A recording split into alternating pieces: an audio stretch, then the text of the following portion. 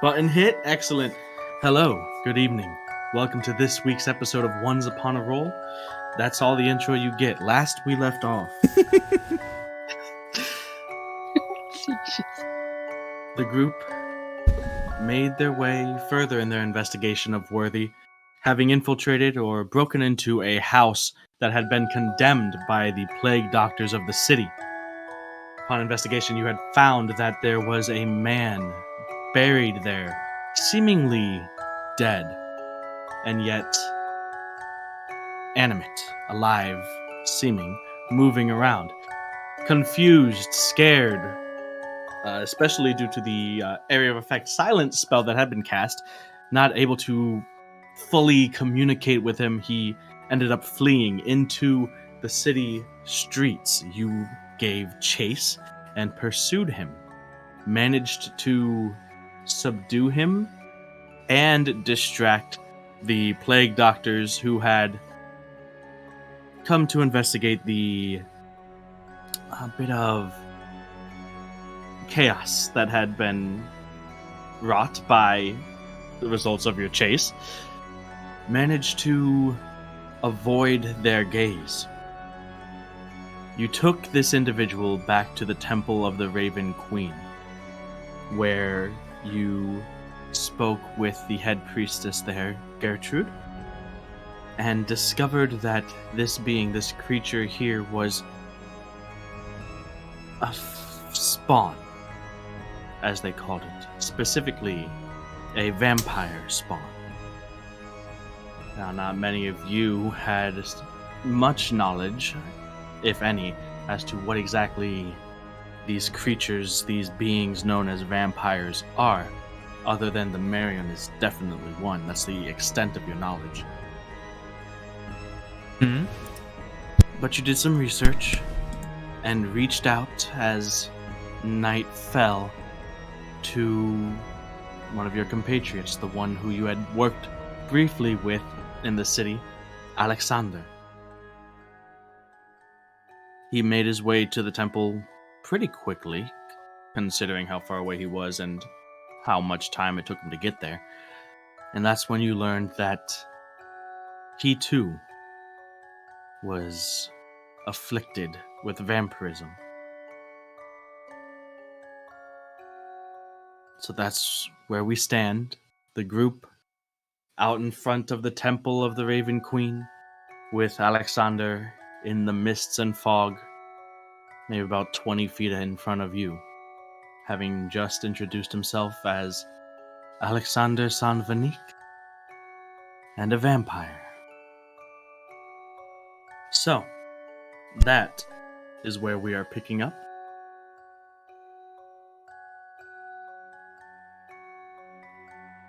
After Alexander speaks, there's a voice from behind you. And who is this? What is going on out here? The Raven Queen priestess Gertrude has come to the front as the four of you have taken the spawn and all headed out at around the same time. So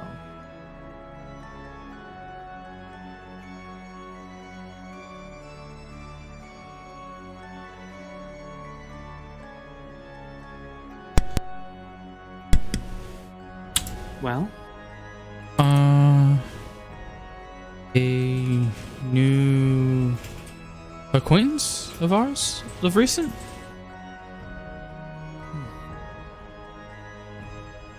So Durand, you stand there with Nerediana not too far away, the two of you holding in restraints the spawn that you had captured. She looks curiously from you, Durand, to Alexander. Alexander and Gertrude, their eyes lock, neither of them blinking or turning away. Without moving his gaze from Gertrude's, he speaks to the rest of you. I can tell you more, but I would rather do so in the privacy of my home. And besides, sorry, 1 second. Need to look up a name. Need to look at the script. Yeah, I need to look at the script line. Sorry, I was a little confused because you're talking about the Novanon person, right? Her first name is Gertrude. Her first name is Gertrude. Her name is Gertrude Novanon. But Alexander continues. I would rather discuss further detail in the privacy of my own home. And besides, Andrea might have insight to add as well.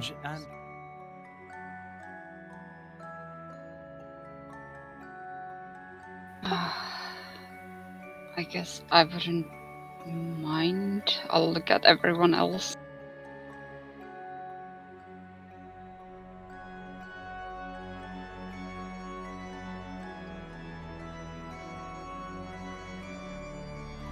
Let's see. Gertrude's eyes narrow in skepticism towards Alexander. There's definitely a tension there.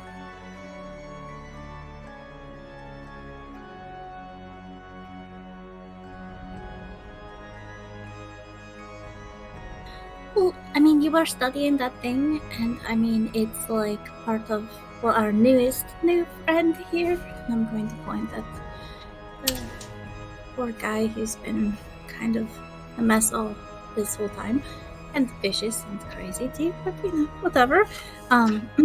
Just kind of gesture towards him, like maybe something that you've been working with your potions might help. And I'm going to smile. You talking to Alexander? Yeah, well, I mean, openly, like, kind of, what, like, so that Mr. Snovanon can hear, so she's like,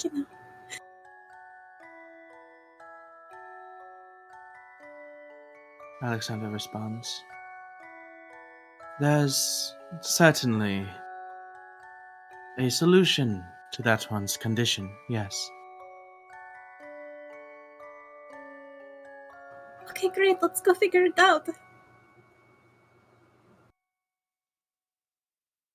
Yeah. I mean, that's my book. Yeah. Let's go. Bernard, as you guys head down the steps of the temple, joins Gertrude at her side, still wearing the plague doctor's at her side robe and mask. Still wearing the plague doctor's at her side robe and mask. Still wearing the. She turns as you guys get 10 feet away, and you can hear her whisper something, but you can't make out the words. Well, once you figure that out, please join us back here so we can discuss our next step. We will continue to look into the research onto what exactly this affliction is. And all the while she continues to just glare down towards Alexander. Yes, we'll be back with whatever we find out.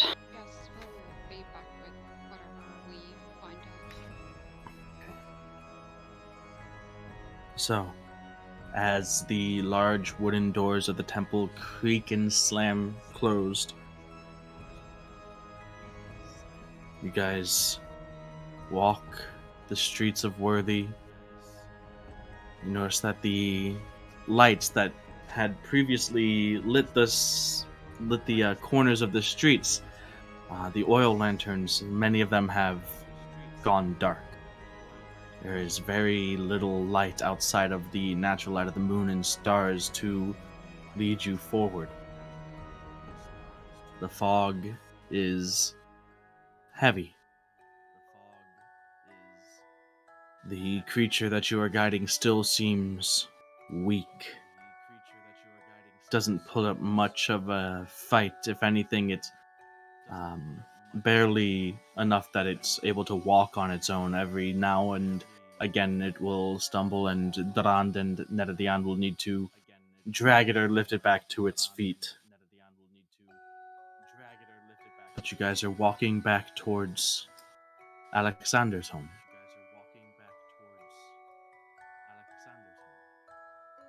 Is there anything that you guys want to do or say before you get there?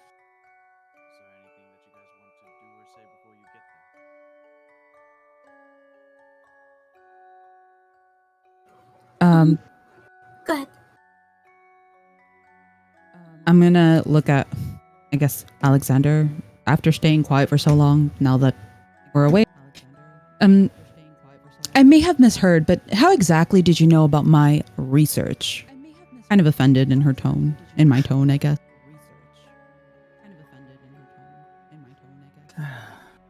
Looks down towards you, and there's like a small, like half grin.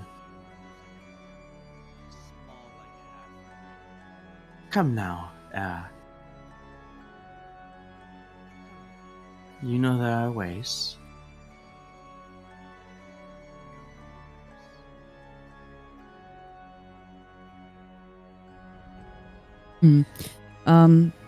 I guess I'd fall silent, kind of just thinking pretty hard, maybe too hard on this. He looks back forward, kind of scanning the horizon, keeping a lookout for any maybe plague doctors that might be patrolling. It's not unlike your arcane abilities. A little bit inherent. Perks, I guess you would call it, come with being what I am.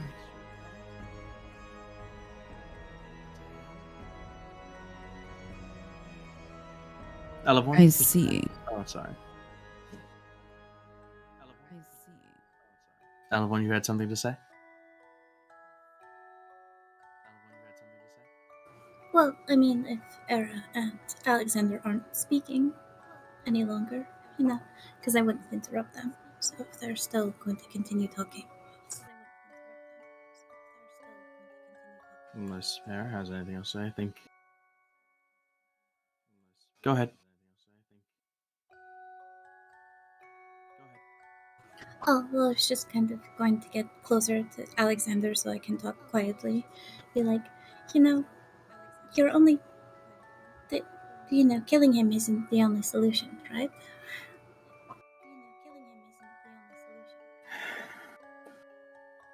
May not be exactly what you are looking for, but a solution there is, yes. Is it death? He slows his pace a little bit, and you can see the shoulders just slightly sag, which is strange. Normally he carries himself with very elegant posture at all times. It is already dead, Elavon. Whoever that man was before died days, if not weeks ago. I'm not sure where or how you found them, but considering what he is, he could not become what he is without dying.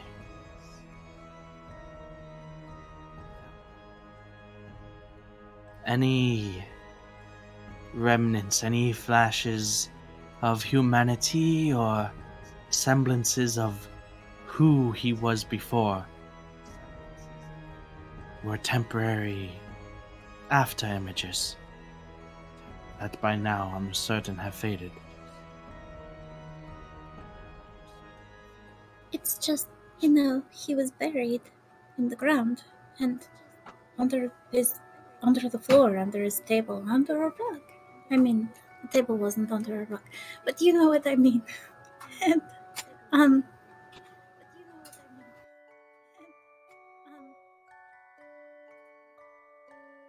It is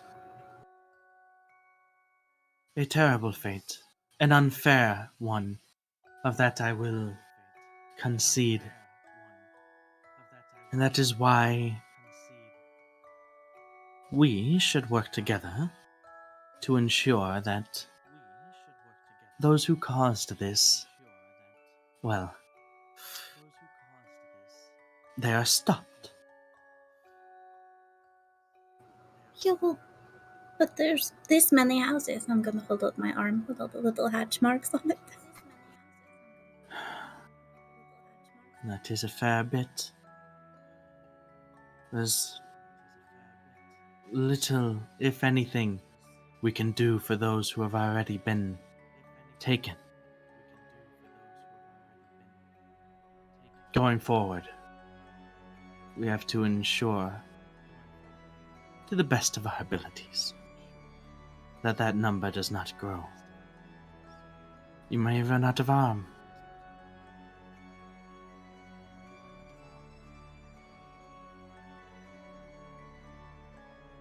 I do not speak from a place of unknowing, a place of ignorance, or even one of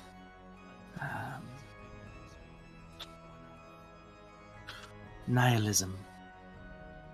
What I say out of knowing, out of experience. Well, that is awful. I mean, he was so scared. And understandably so.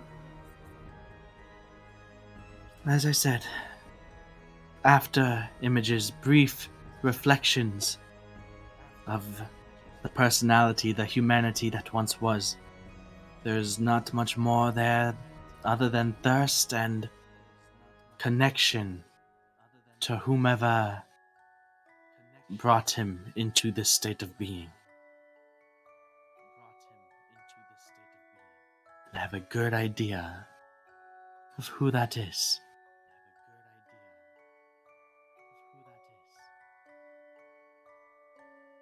At this point, you guys are on the street that leads up to the home of Alexander.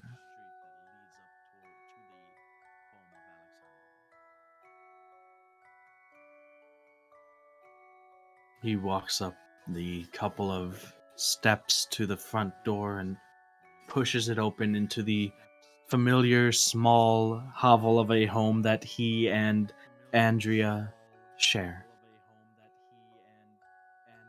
There's a few sparse candles warmly lighting the interior, dimly lighting a good portion of it. The far reaches and the corners of the room and the interior of the home remain cast in shadow and darkness. Andrea is there, awake. Oh, you're back so soon. And the rest of you as well. Welcome. Please come in. Can I get anything started? Anyone wish anything to drink, perhaps? And as you guys walk in, she spots the spawn and, oh dear.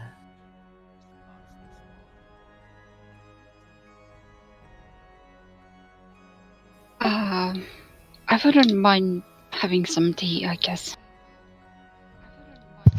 Wait, you're familiar with this thing? Well, considering what you said about Alexander over here, I guess technically she wouldn't be, too unfamiliar. Even though Alexander and this thing are a bit different in sense. Yes, there's a lot to unravel, a lot that you do not know, that you should, many questions that you may have, that I might have answers to, many questions that you might not even have thought to think, that I have answers to. So, Andrea, if you don't mind, I will have a cup as well, please.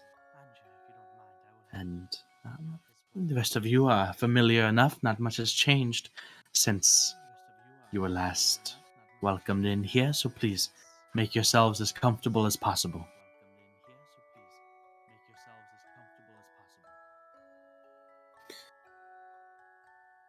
And Andrea nods a confirmation towards Nedadian. I'm aware it's been some time since I've encountered one such as that. Yes, but I've seen that before. As you said, it is a different kind of being than Alexander here. I assume that, from what he said, that you at least know that much about him. And if you do, then, well, he trusts you quite a great deal.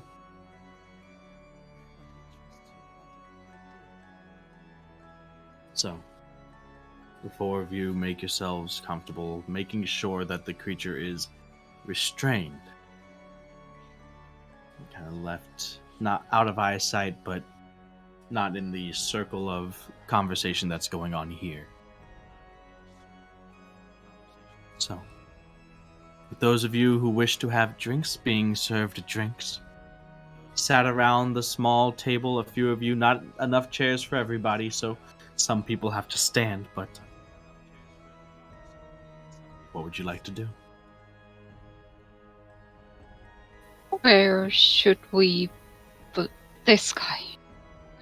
Just on a chair or something?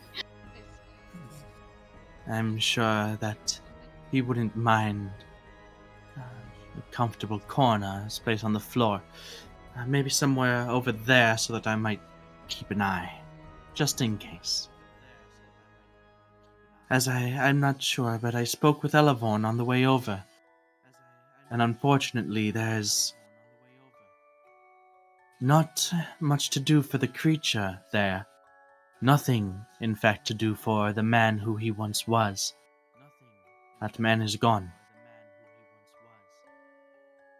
What you are looking at right there is not much more than a tool, a slave to whomever created it, whoever took their life and converted them into that spawn. They know nothing but their primal hunger and obedience to their master.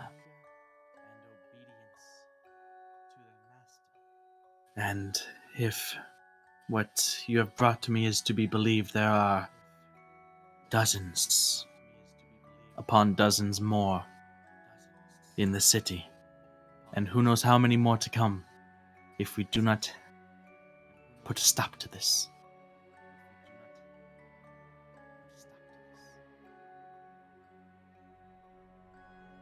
Unfortunately, the creature there must be disposed of. The only other option is, well, in time. There is another option, yes, but perhaps not one, or rather, perhaps one that is even more dangerous, more cruel than simply killing it.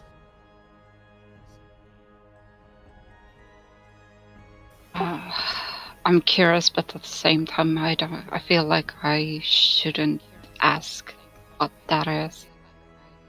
Well, if I am to tell you my story, that answer is linked quite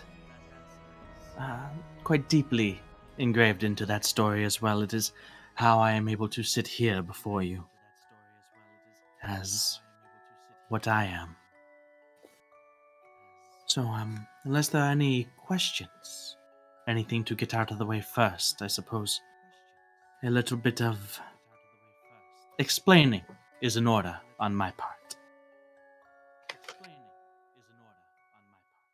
Yeah, I wouldn't mind hearing your explanation. I'll Also, if Durant lets me or helps me, I'll track the guy to the corner where Alexander showed. Okay. Sure. Okay. I'd like to take notes. Thank you. Alright. The note- Surprisingly, Aaron taking Shockingly. notes. In a surprising turn of events, Era's taking notes. I'm intrigued. Don't make fun of me, okay? It's fine. It's totally fine. At least someone is taking notes. Alright. So once the creature is moved, the places and attention return. Alexander takes a sip of his tea and begins. So as I stated earlier, my name is Alexander San Vinik. I am the youngest child of Micah and Suzanne San Vinik. For nearly a century, the San Viniks have ruled over Worthy as humble servants to the Empire. Oh dear.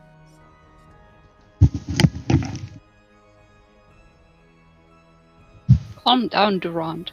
Calm down, Duran. Whoops. Now, my father, Micah, had a brother. One who, no doubt, you are familiar with.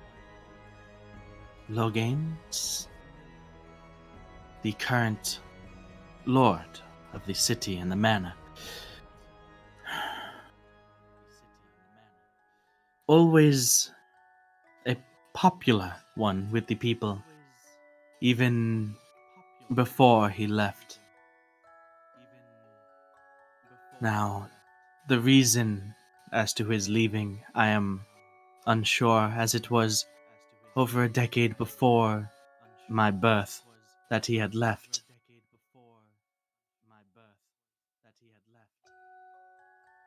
But he did return.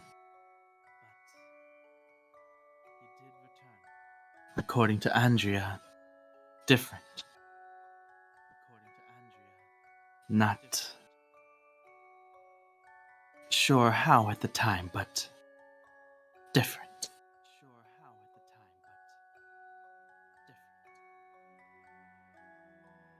After having abandoned his family and the business of ruling the city that we have held for so long, he came back and pretty much picked up where he had left off, being a favorite among the people, very popular with the average citizen, very involved, engaged in its community, to the point where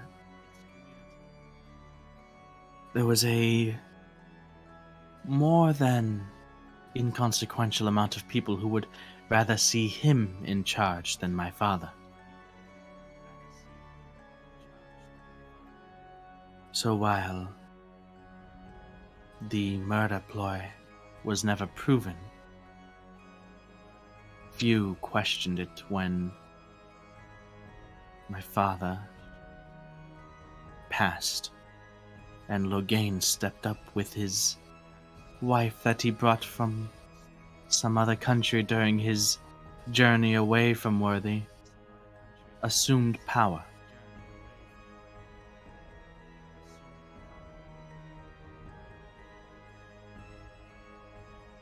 All of these are accounts that Andrea here has passed on to me. I don't have first-hand knowledge of this because even Loghain's usurpation of the lordship was before my time. Andrea, would you mind giving your perspective of this as you were there? Oh, of course, it is not something that I tend to enjoy speaking on, but this is important. I'm I personally am not a member of the Vinik family, but for most of my life I had worked along with them in the manor, in the house as a wet nurse. So when Loghain returned and when Alexander's father passed, he kept me under his employ. Now, there were few people who had questioned the rightful leader, the rightful rule of Loghain, as there was no heir to continue forth the lineage of the Sanviniks. He was the next logical choice, and the people liked him very much. One person who did, however, was Alexander's mother, to the point where she had to be taken care of, in their words, not killed, but imprisoned. It was around this time that she was a decent ways into her pregnancy with Alexander here. For one reason or other, there was some amount of pity or compassion with Loghain, and he did not wish to end the life of his brother's unborn child. Despite the horrible degradation of Suzanne's emotional state that led to her having to be prevented from taking her own life, she did end up bearing Alexander here.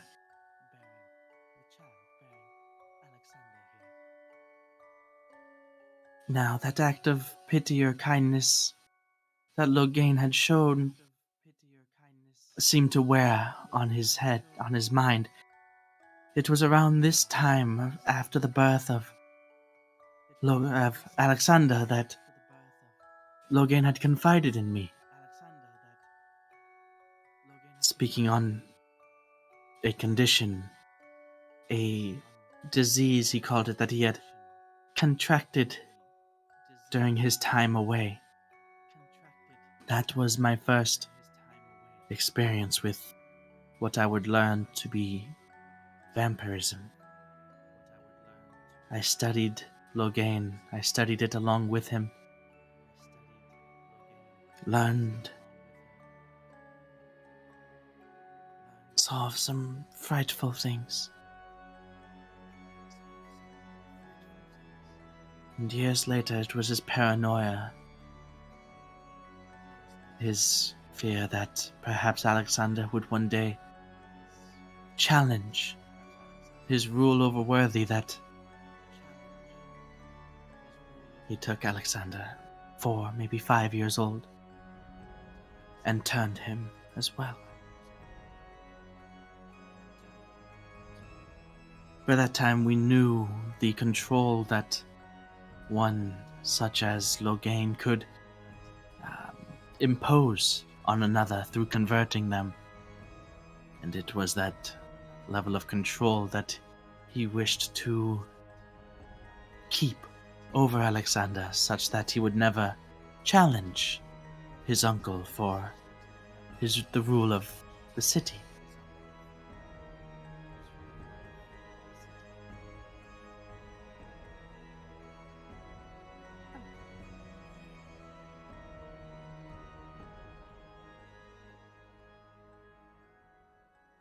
It did not sit well with me. And so, through the study of his condition, through the trust that Loghain had placed in me, I found a way to some extent, free Alexander from his control. And after doing that, we had little choice but to flee the city itself. For fear of retribution, of course, until the time was right to come back. Once Alexander here had grown, had studied, had trained, had prepared himself for his calling to revenge his father and mother, and to liberate the city which rightfully belongs under his rule from the people who have done this to Worthy. Alexander steps in real quick. Just want to make one thing clear, however. I do not intend to usurp my uncle. Do not intend to sit at the top of Worthy here. I am not the man for that job. That is not the job of any San Vinik, not anymore. That does not change the fact that Loghain cannot remain in power, in control over the city. That's why I came back. That's why I'm here.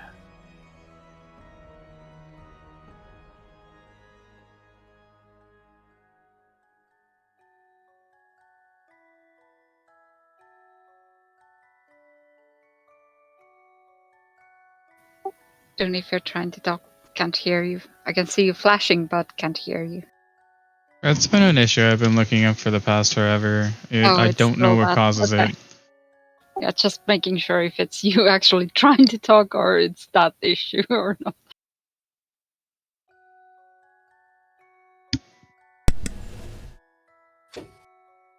So you are just like a person, but with, you know, special things about you?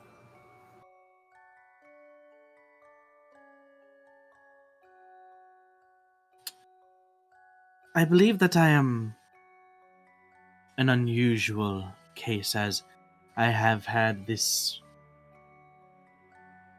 affliction about me from a very young age. It has been essentially all I've ever known. There wasn't an Alexander before the Alexander who had been afflicted with vampirism. I mean, of course you're a person. I didn't mean to imply that you're not. I just meant like you grew like a normal other creature would grow. Wait, you were born like this? No, but I was converted at a young age Oh. by Logan in order to control me, as there is that level of control between master and he then looks over to the creature that is laid up on the floor. Slave.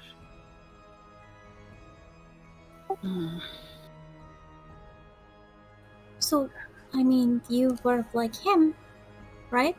Kind of. Correct. Well, then how did you, like you are now? Well, there is a way that Andrea figured out. The years she spent studying Loghain's condition, studying vampirism itself, led to a revelation. One of how to, on some level, free a spawn from the subjugation placed on it by the vampire that creates it. And Well, that's how she freed me to some extent. Now I can never be entirely out of his purview, out of his vision, out of his influence, if you will, while he still lives. And that is I will admit, a very close secondary reason to why I am here. I can feel his will at a distance, but it's still there.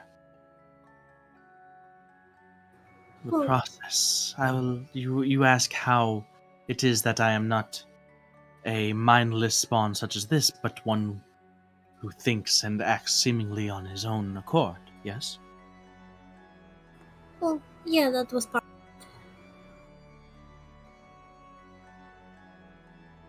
That's all in the process. You figured out, at least in some way, you saw a part of the creation process of these creatures being drained of blood until death, and then rising again as mindless spawn.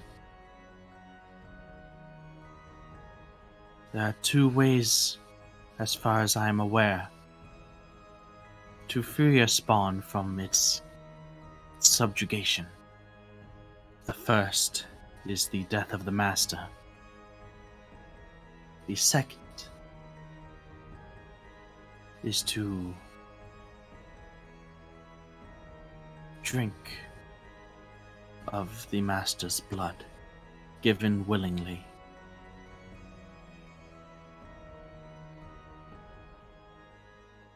As Loghain had trusted Andrea, and they were working together, and they both, whereas Loghain wanted to further understand his condition, how to better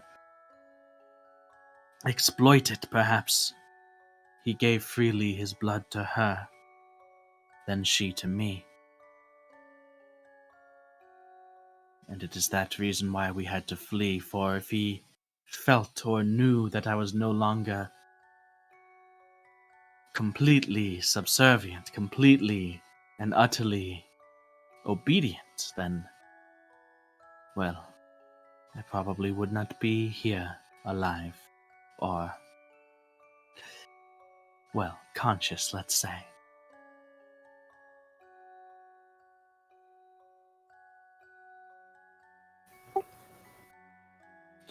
So that is the alternative. Although getting Loghain, as I assume this was his doing, to willingly give his blood to this creature to free and create a potential rival is a far shot at best. That, and there's no telling what any one person might do with these abilities, this curse.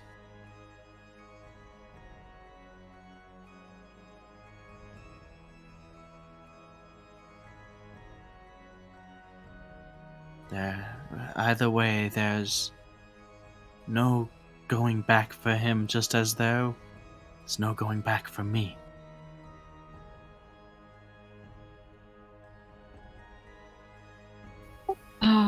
So he can't even regain the same control as you have managed to gotten.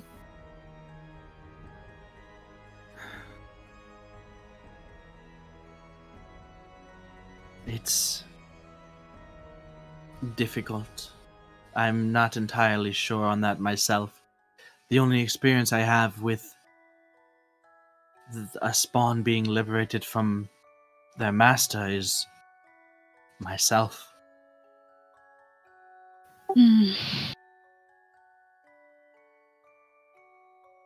What of the lady?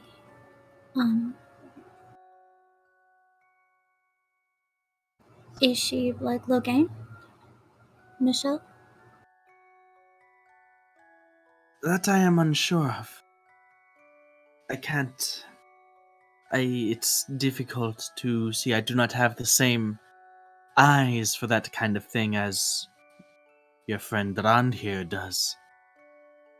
But I would assume that She would be, yes. I do not see, from what I know of my uncle, a man such as him leaving things to chance. So it is Well- either him who has converted her, or perhaps her who had initially converted him. Of that I am unsure. If she is like him.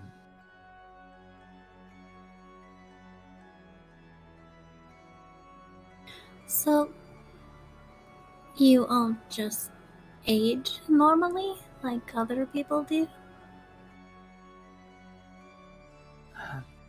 To a point, yes. I believe I stopped showing signs of aging around 2 or 3 years ago. And how old are you? If I may ask, you didn't have to reply, of course. I am 26. 21 years in the curse.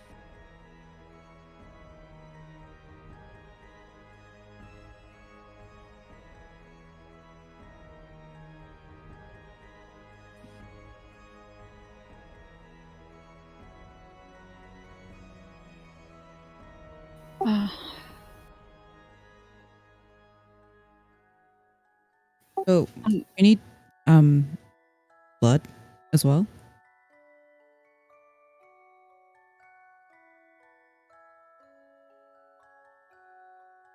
Sparingly, yes. Time to time, yes.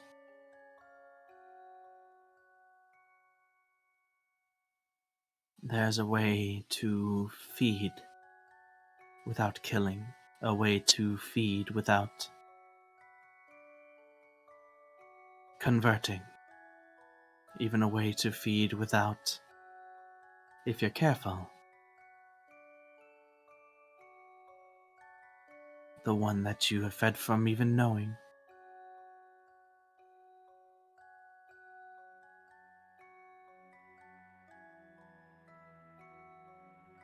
This might be unrelated, but what were you doing before you got into town? letting Planning. Readying myself. I knew my uncle was skilled. At least he was a fighter, a warrior in his younger years. And the plan had been to come back, avenge my family, rid worthy of Loghain and the San Viniks entirely. Let the city continue on its own, and myself be free from the lingering, imposing will of my uncle. So I was out, I was training, learning about myself, learning, and by such learning about him. Perhaps learning what might be able to fell a creature such as him, a creature such as me. Till I was ready to return. Did you find anything? Well, yes, there are a few things. As I'm sure by now you have noticed, we have not met or conversed during the daytime. Sunlight seems to be a weakness. Light on its own, even of the brightest flame, does not affect me, but something about the light of the sun does weaken and restrict my abilities. And you can see at this point he's still kind of composed, but the eyes belie a little bit of where he is now exposing to other people very severe weaknesses of himself. Well, I don't mean you any harm.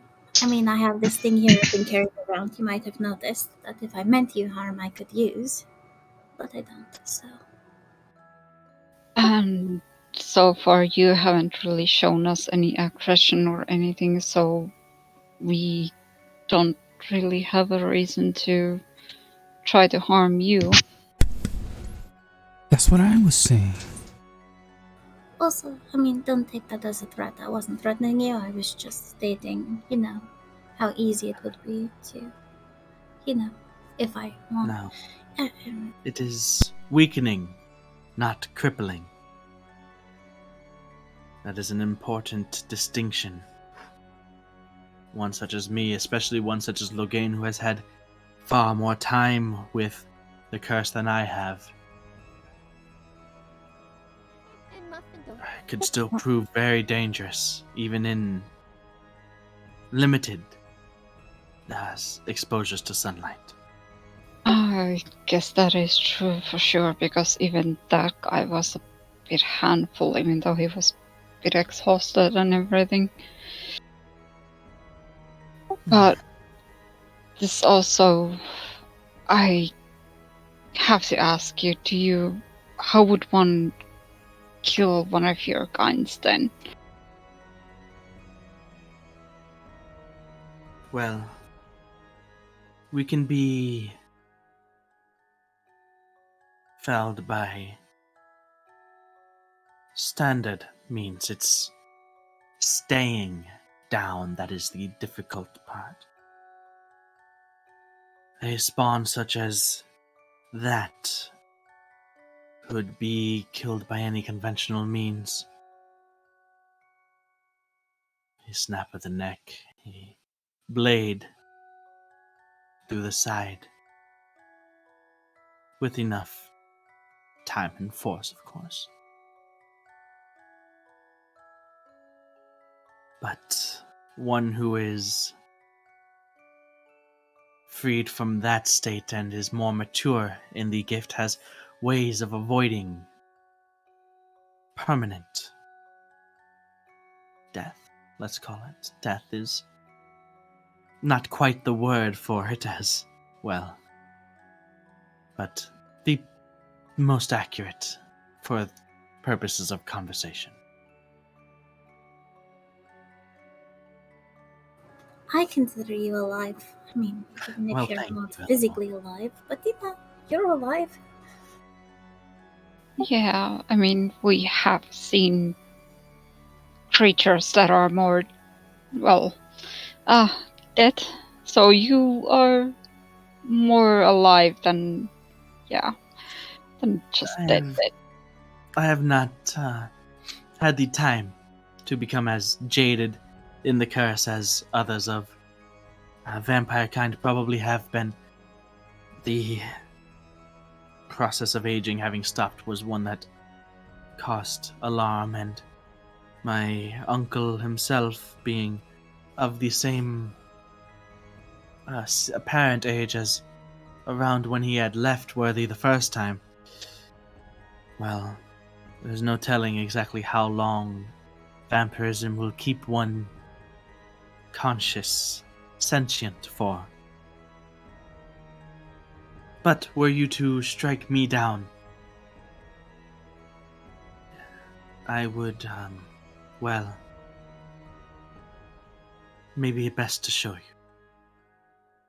The way that I was able to. I'm not advocating you attack me, please. Stay your blades.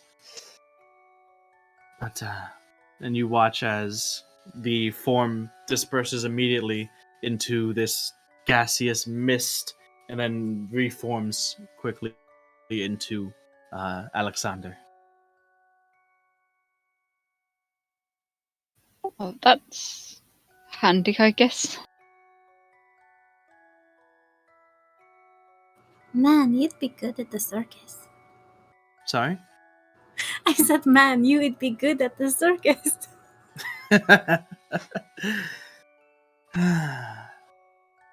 That would be really useful. It is an automatic response of creatures such as myself, upon being felled, that we take this mist form and return to a safe place to regenerate. There are ways to stop it. 2 ways that I have found. That I have seen or heard of. Not experienced personally, obviously. The first is maybe the most difficult to pull off in practicality, but it is to be slain whilst in fresh running water. I learned this early on. What appeared to be perhaps a soothing bath in a nearby creek ended up more akin to acid on my skin. This is another weakness of my kind.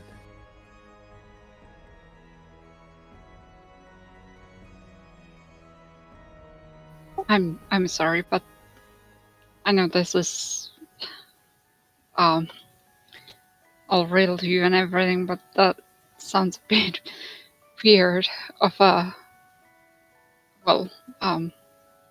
weakness, running water, but And the sun makes sense to you. I'm that not is also a bit of weird also, but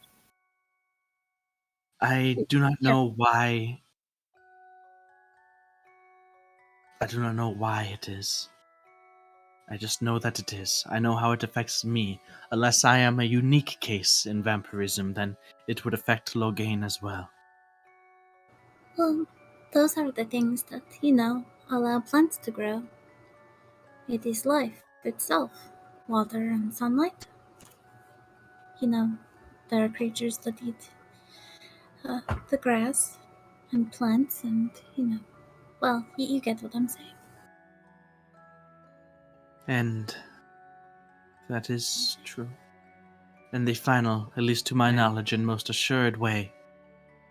And he takes out a box similar to your box of crossbow bolts, Netadion, and opens it. He takes out a few of the normal crossbow bolts that you've seen him use, and he also takes out some crossbow bolts that have had the metal bolt head cut off and the wooden shaft sharpened to a point. And he places one of those out in the middle of the table between him and the rest of you.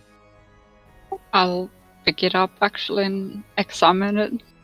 Mm-hmm. Nothing special, nothing magical. A simple wooden stake to the heart. He taps himself on the heart. Now again, that I believe will essentially paralyze any vampire that you manage to strike it with. It has to be to the heart, very precise. Otherwise, it'll do maybe just as much damage as it would to any one of you.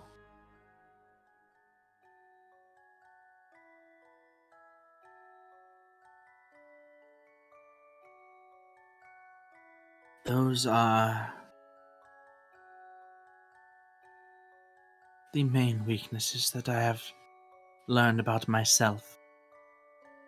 There are other strange things that I cannot explain.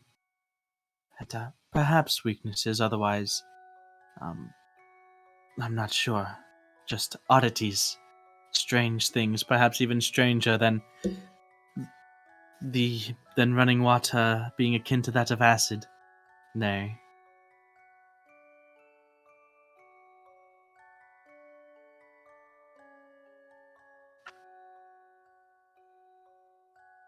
I'm not sure if those are relevant, per se, to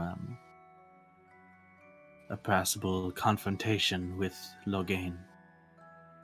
Might be helpful in other situations? Perhaps. Well, you saw my aversion to entering the Temple of the Raven Queen, places that are hallowed, consecrated ground, like fire.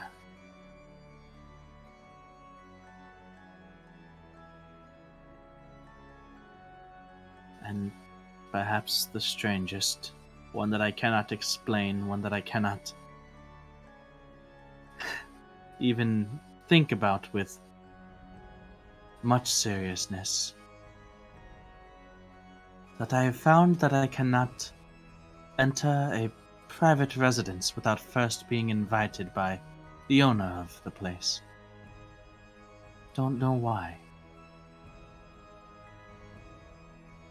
It's not as much a physical thing as much as it is a strong subconscious aversion that I cannot overcome. I don't know why. That could be important, because who owns that place that they live, up on the hill, and if it's, you won't be able to go in with us. That could be bad, Could be. The last thing, I suppose. It that does not tend to be an issue, however, as there are abilities that Logain will no doubt have mastered by now. One that you would have used to gain access to those homes, those places. And he kind of gestures a hand towards Elevorn's arm. Is that vampires can be quite persuasive. And that is, he takes out the pendant, the amulet that you have seen, with the almost red crystal in the middle of it. And you notice now, upon a closer look, closer inspection, that it's not a red crystal, but it is a clear, almost like glass crystal with the sides of it having been stained red with the contents within.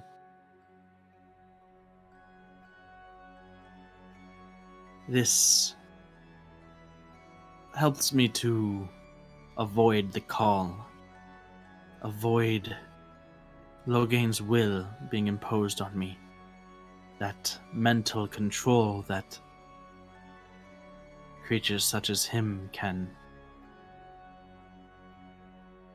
use to take others' wills away from them, which is no doubt how he gained access to so many individuals' places of residence, homes, so easily.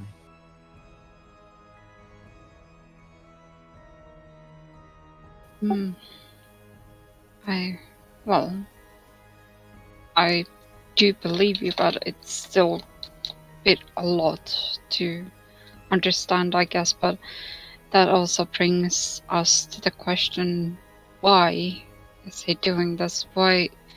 I mean, I guess part of it is just him maybe trying to feed, I guess, but why? Well, we chased him, and I'm going to gesture towards the spawn or whatever. He's strong, he's fast, he's like, we couldn't catch him, and it was all of us trying to catch him. Can you imagine a force? Like an actual, we've led troops, who could compete with that? Would he be wanting to take over the whole empire, the whole world? It might be a stretch at this point, but he has his fist clenched tightly around Worthy. And if your theory, Elevorn, is true, I don't see many other towns, smaller cities in the Empire that would be able to endure against this many, in a city's worth of spawn under his control. Now, while the world might be a bit of a far cry off from a bit of a long shot, but if we don't act relatively quickly, I fear that at the very least Worthy will certainly be lost.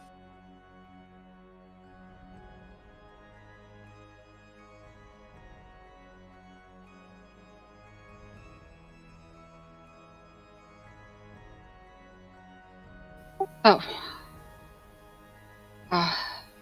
Guess we need to hatch up a plan to kill that bastard. Unless you want him alive somehow, and I Oh, don't no, know. absolutely not.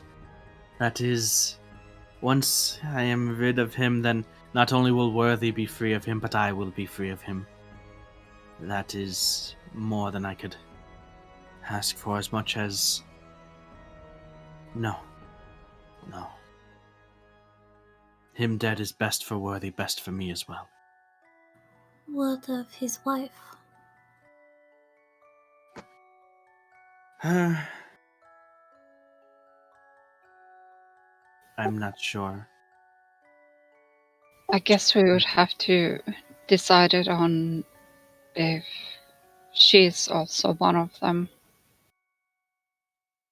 Well, She's staying with him, she's backing him up, so if she isn't vampire, then she is sort of innocent, but if she is also one of those things, then she isn't that innocent, and I don't think... yeah, I was just thinking of, he said he's not sure what the order of it is. Is she in charge? Is he in charge? Like, because if he's doing her bidding, then she is a clear threat and there's no way to tell. I mean, currently, for us, which way it is. True.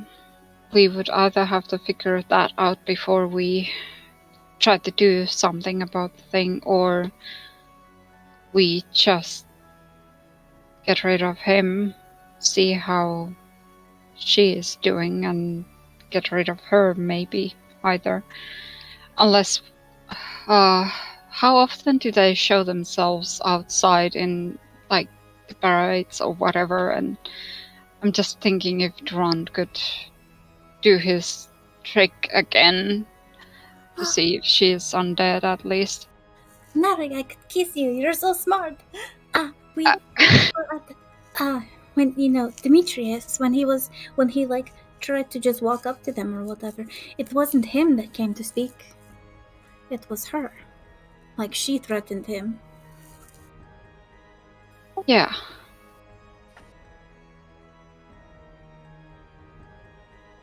So, I mean, do you think maybe that means that she's in charge? Because he didn't... I mean, if I was in trouble, like, or you were in trouble, or Era was in trouble, I mean, Durand would be right there, right? I'm gonna look at Durand. Did you come to the aid of your girls, Durand? I mean, yes, of course. Like, you wouldn't just let us go... Well, I mean, it's a We couldn't little let different. anybody approach us, technically. Hmm? Especially Elevorn. You wouldn't let just anybody approach Elevorn. I mean, it would be the same for all of you. I don't know what you're talking about. If there was any threat, I just burned them. It's that simple. Unless it doesn't work. But that's besides the point. If she is like him, if she is a vampire, or even if she is just a spawn of his, there is no underestimating her. just as I'm sure that any one of you individually could fend for yourselves if need be. Should not see her as one who necessarily would need immediate saving, I would say. If she is like him, which might be more... Well, I just meant she seemed, like a delicate, nice lady. Kind of like, fancy. Not someone you'd expect to just stroll up to. I mean, there were guards there, but all the same, I understand not to. Well, that's why I brought it up, because I didn't want to, not take her into account.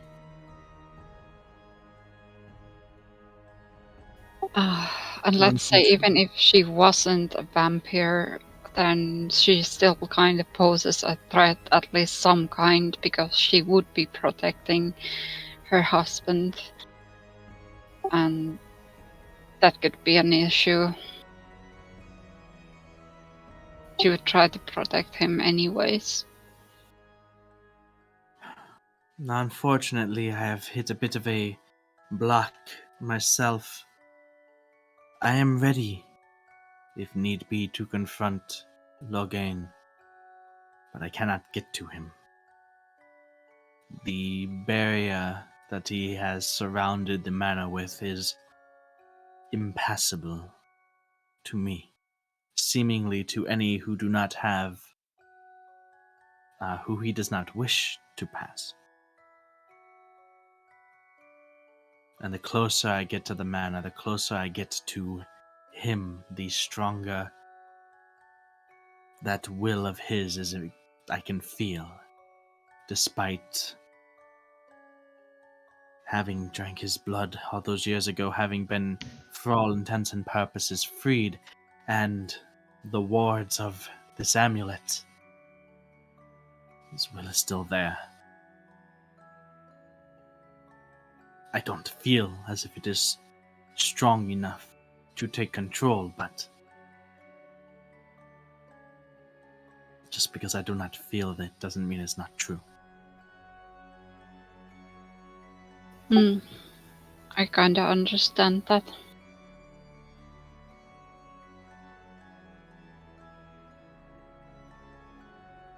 No.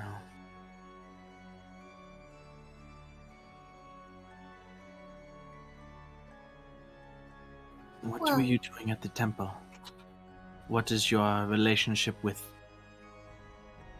the clergy there? Well, they put up a barrier, or they helped put up a barrier around the city to contain the illness, which doesn't exist.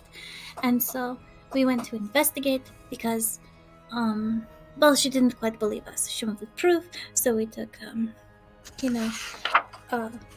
We went into this guy's house and everything with one of the priests, and, well, you kinda know the rest, I guess. Because, she was lied to then. False pretenses for putting up the barrier, and so she would share. Well, I mean, she did share with us what she knows about the barrier. And are they willing to take it down? They're willing to help, definitely. They didn't really like being lied to. Can't imagine why not. Well, the thing is, they can't take it down by themselves. There's a person, Brelan Martis. He's the one who created the barrier. I see. Yes, I've heard the name passed around a little bit, sparingly, almost as if it's a secret. I've seen the name in the minds of others.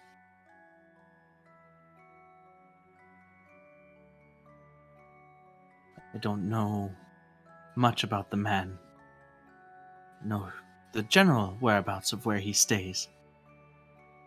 He seems to be the one who runs the doctors at the behest of Logain and Michel. Maybe the one that picks out the next to be taken.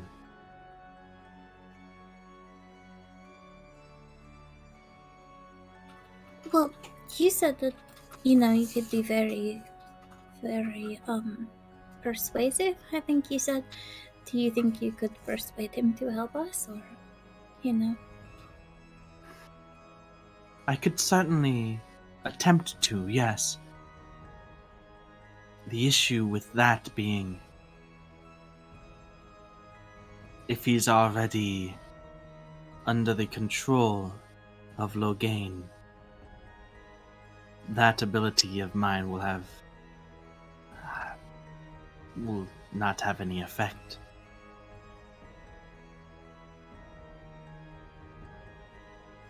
If he is Okay. doing this of his own accord, if he is still a free-willed man, of course, yes. I don't think it wouldn't hurt to try at least. We still need to get him anyways and either get him to help us willingly or not. Well, do we know where he is? I know in what part of the city he is, not any exact residence in particular, no. I said it's closer to the inner walls, the barrier fog that protects the manor. And the closer I get to that, the more wary I am when it comes to Logain's will. I can feel it like a noxious pressure on my mind. So I didn't travel too far. I'd be willing to brave it if it meant putting an end to this entirely, but I didn't want to risk it just on a hunch. Well, do you know what he looks like, or could you describe him to me or I've anything? not seen him without the plague doctor getup. Even those whose minds I have seen into when actively thinking about Brelin, it is the image of a plague doctor.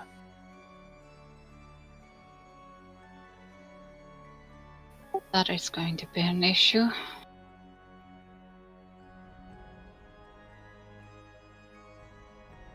Well, maybe they know at the the other people know. Novenan and Bernard. Maybe they've seen him. Perhaps. And if they are the ones that can take down the barrier, then working with them is probably best for you. Not me personally, I want nothing to do with them. I know how they see things like me, and I know how I feel about people like them. If they are priests, if they are clerics worth anything, they will not work with me. And if they will work with me, then I do not trust them. You see the predicament.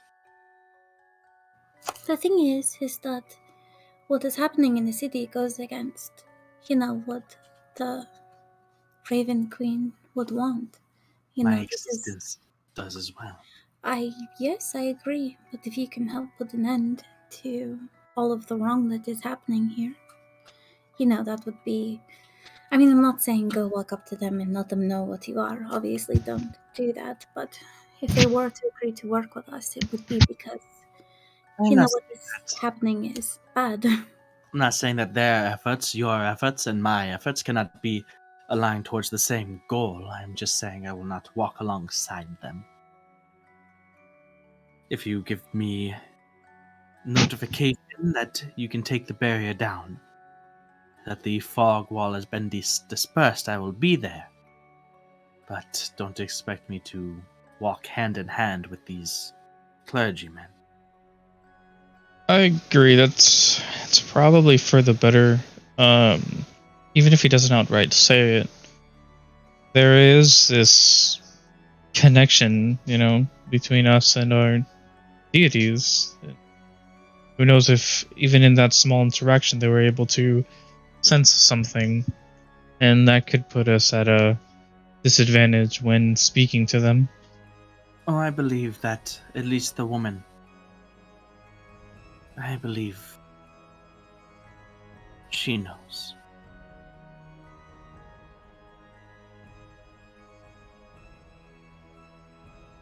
I don't think that means that she won't work with you, as she has, well, turns out that Logain is not exactly outside of the ire of her deity either, nor is what he is doing.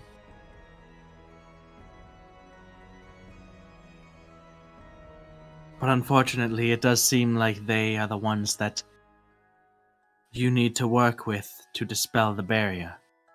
Once that is gone and we have access to the inner keep and the manor itself, I will be ready to take up arms alongside you to put an end to Logain. Now,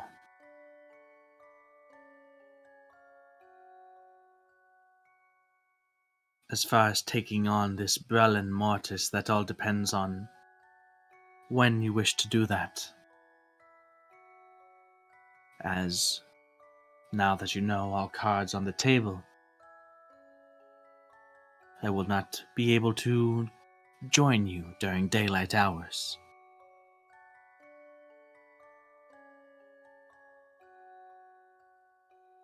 Have you tried cloaking yourself from the sun? Does that help at all? Very minorly. Of course I have tried it, yes. Very slightly does it. Even when fully cloaked, fully covered.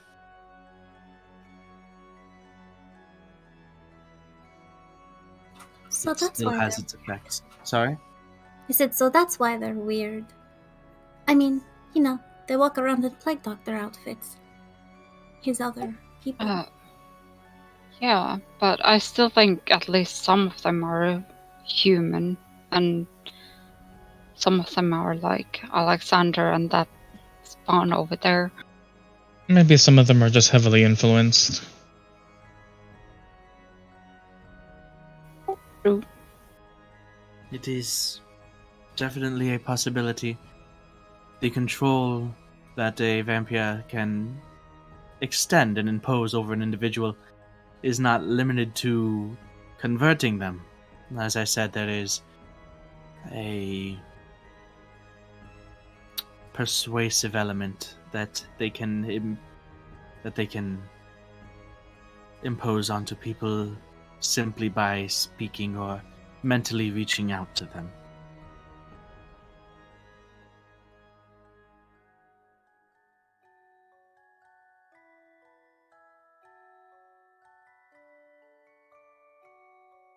So, it seems like, unless you have anything further, any more questions, that I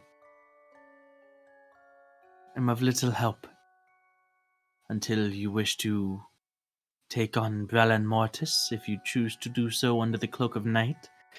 However, that is dangerous, as, well, there is the curfew, the doctors that walk the streets, and the aspect of rising suspicion before you're even able to ascertain his place of residence, as well as dealing with the clergyman at the Raven Queen Temple. There is something that Andrea, can do for you in the meantime. If you wish, only if you wish it.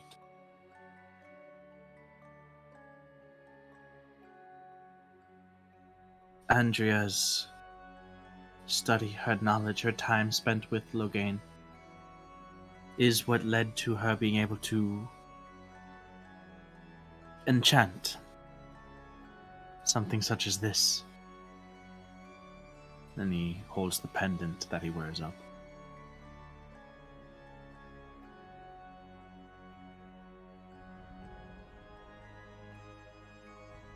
Working with Loghain brought back knowledge of the arcane. Shared that with her. She can create something akin to that for you all as well, to block or at least severely hamper a vampire's ability to mentally influence you. And I'll be clear, this is not the same as any magics you may have encountered before. This is much different, much more potent, much more impactful than a simple spell.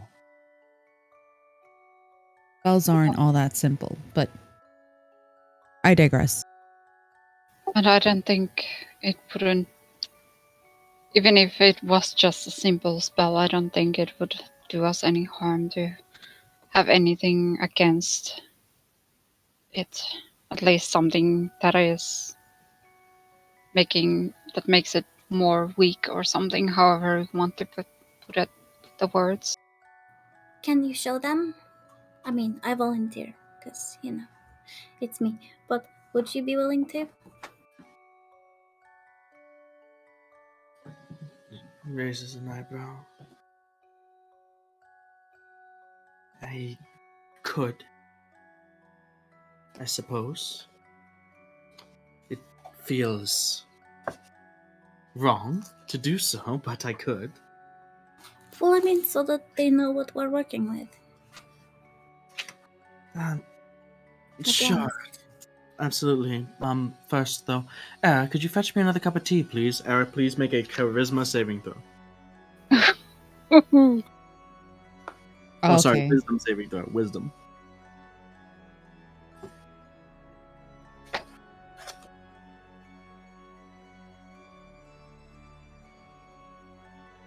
If only it was charisma.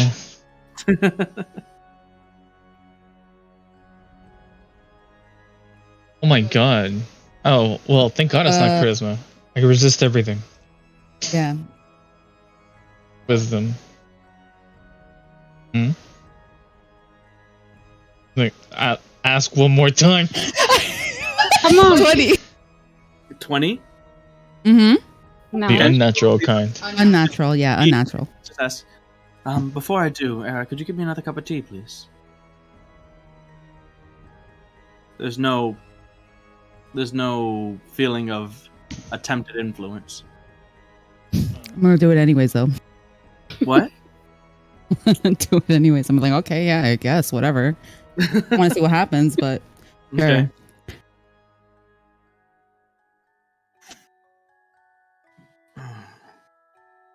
So she goes and she grabs like the teapot, which has been resting there for a while, and fills it up. Thank you. It takes a sip. I have a question though for you. Yes. Have you experimented with mages using magic on you? Do they just not work? As far as what goes, there's if you were to cast any sort of evocation, I'm just as susceptible to a lightning bolt strike or a ball of fire as any other creature. However, effects such as ones that affect the mind, ones that affect one's autonomy, those, although still possible, are not as likely to work. There's a glance over, and you can see that there's a little bit of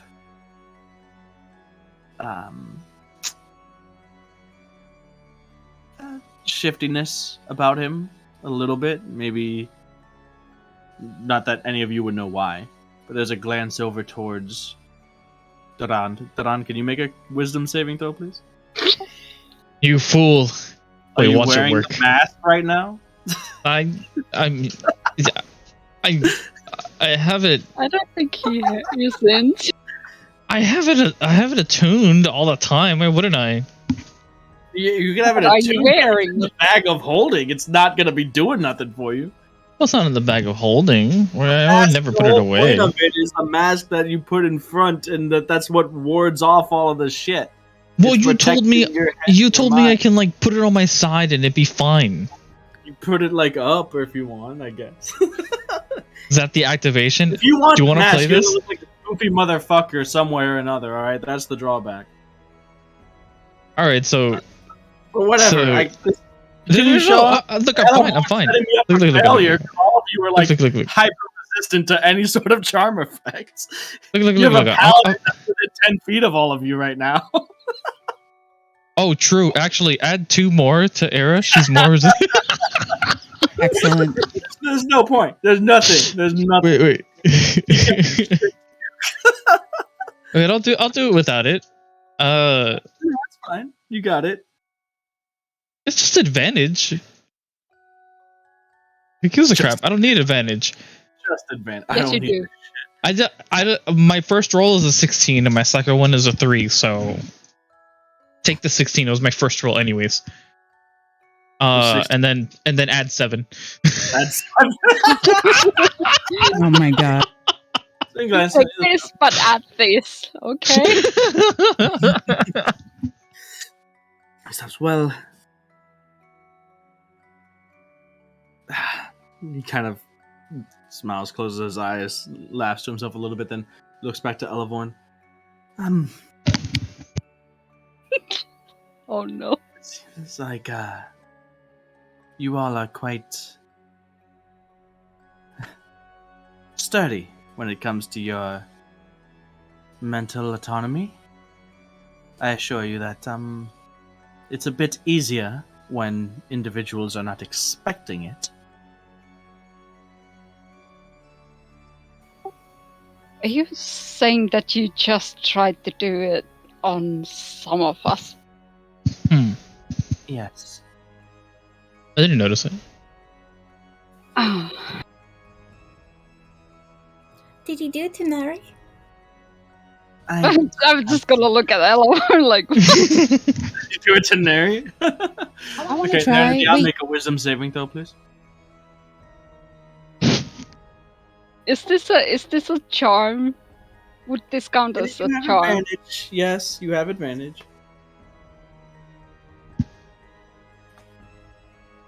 That's 12. 12? Yeah, Okay. unless I do. Do I get bonus from Yeah, drawing? use lucky. You get lucky. This If- when you use lucky? No, Use I mean lucky. it's okay.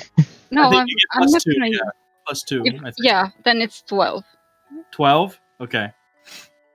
Yeah. He so before this you asked that he looks to you, Elevorn, and is like, no, I did not initially try it on Neredian.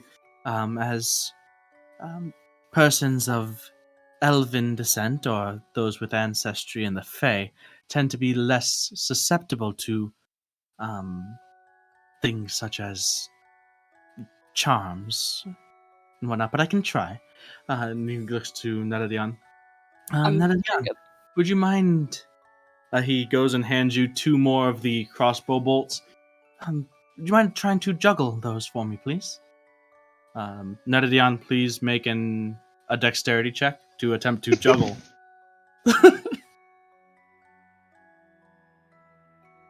Excellent performance.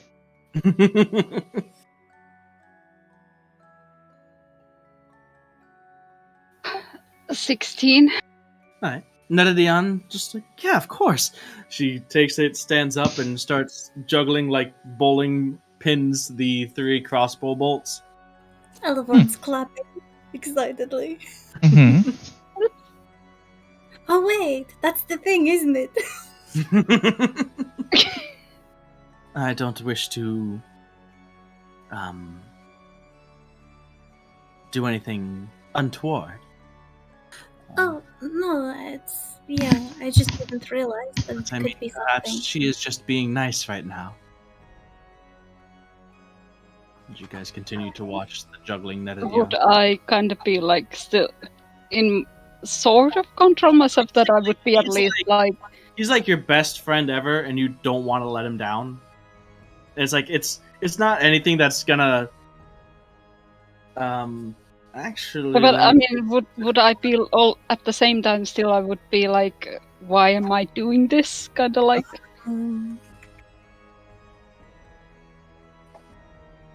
Mm, you take the the the suggestions, the words, as if he's like a very trusted friend. You take them in the most favorable way, and you just don't want to disappoint him, basically. And as she's juggling, still, it's like, and as while I cannot, for example, tell her to take one of those bolts and put it through her own throat, for example.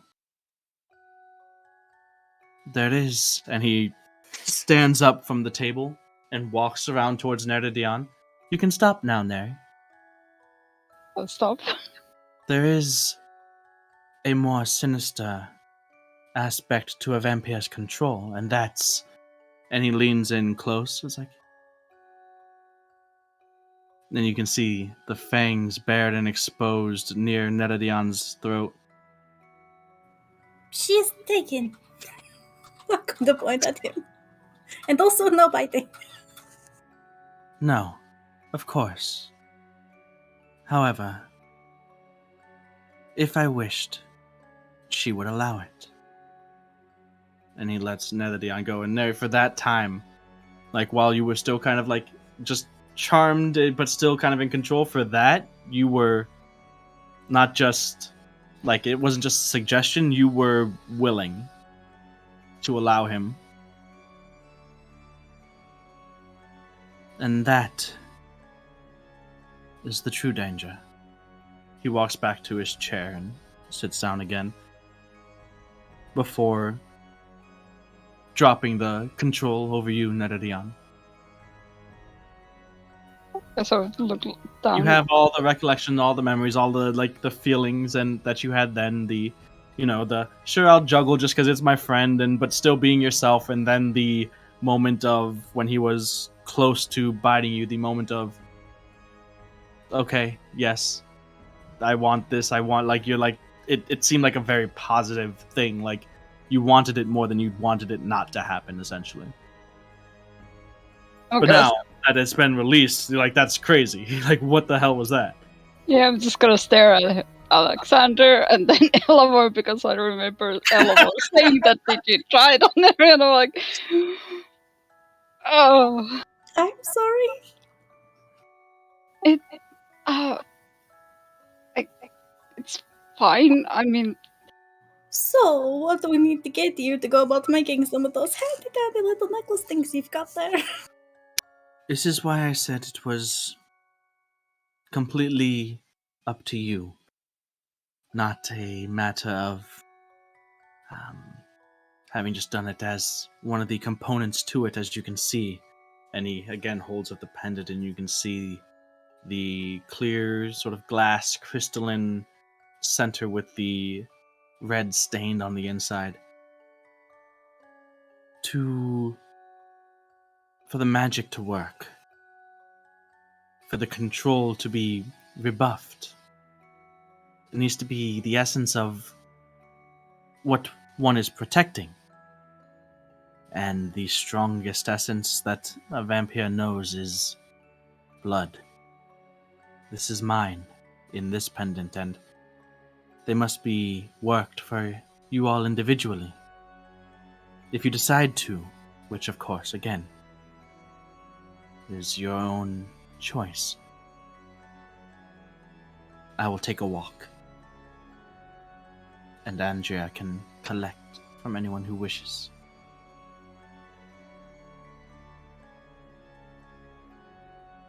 Hey, hello. Yes? I'm sorry, you cut off like the last 10 seconds. I couldn't hear anything. Did I cut off for everybody? You didn't cut for me. Okay. Basically, the pendants have to be personalized for the person that they are protecting, with the essence of the person that they're protecting. And as a lot of the vampires control, a lot of the vampires' abilities deal with blood, the pendant, one of the components going into these protective pendants is the wearer's own blood.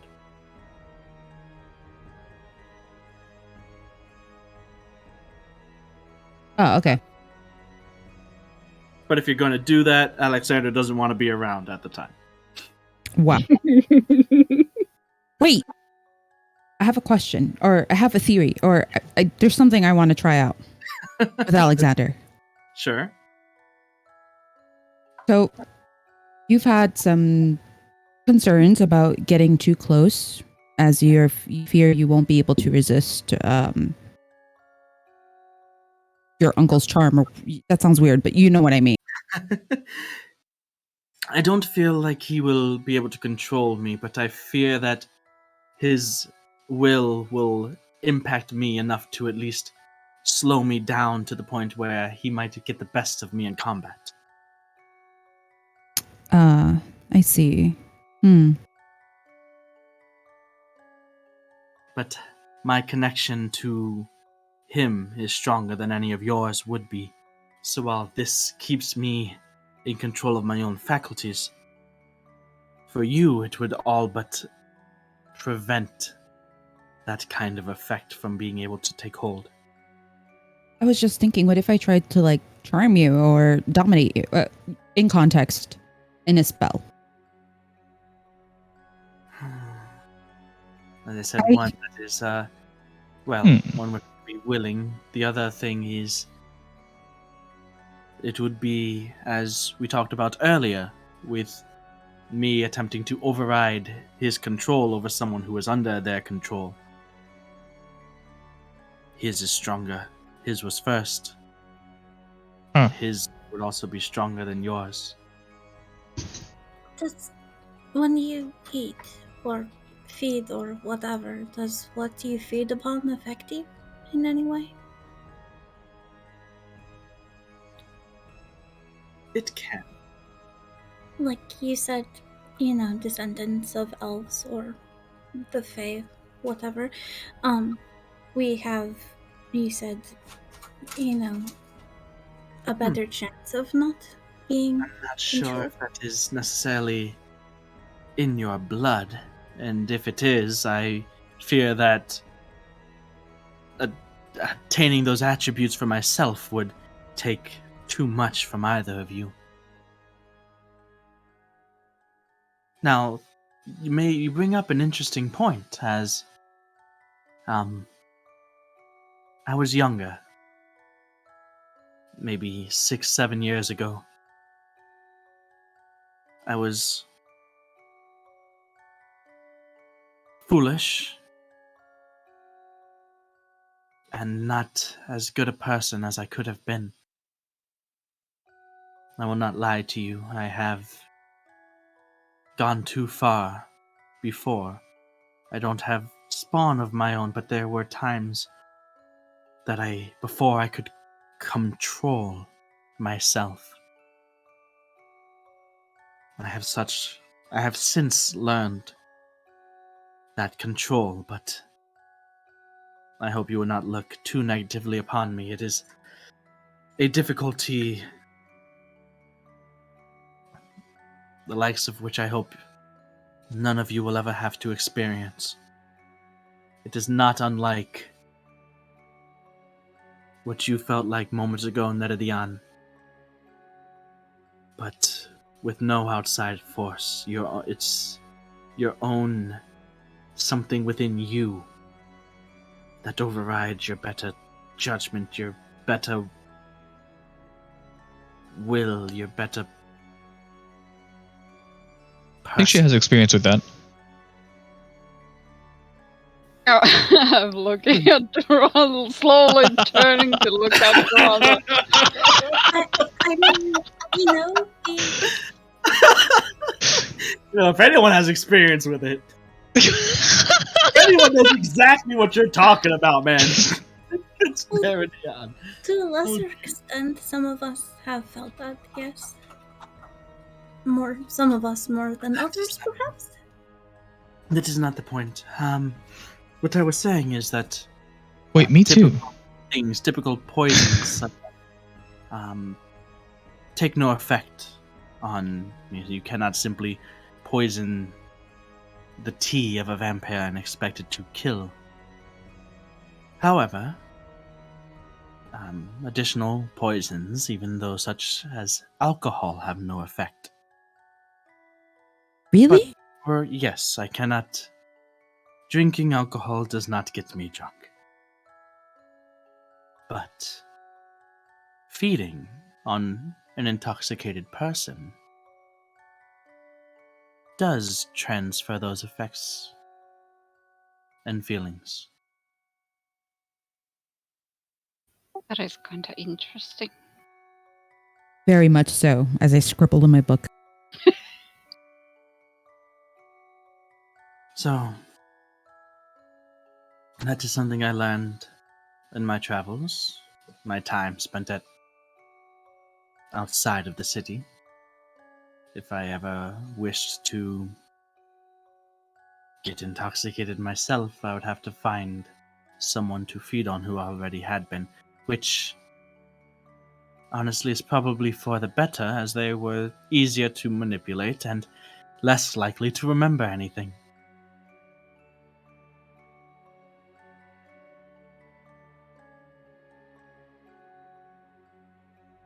That is neither here nor there. When you decide how, or rather when, you will go after Brella and Mortis, let me know.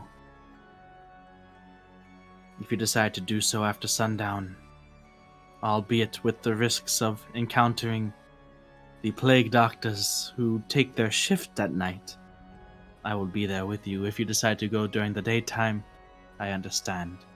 Regardless, I would ask that when it comes time to go after Logain, you allow me to be there when the fog goes down and disperses. To that, at least, I have no objections. Getting through the fog is the problem.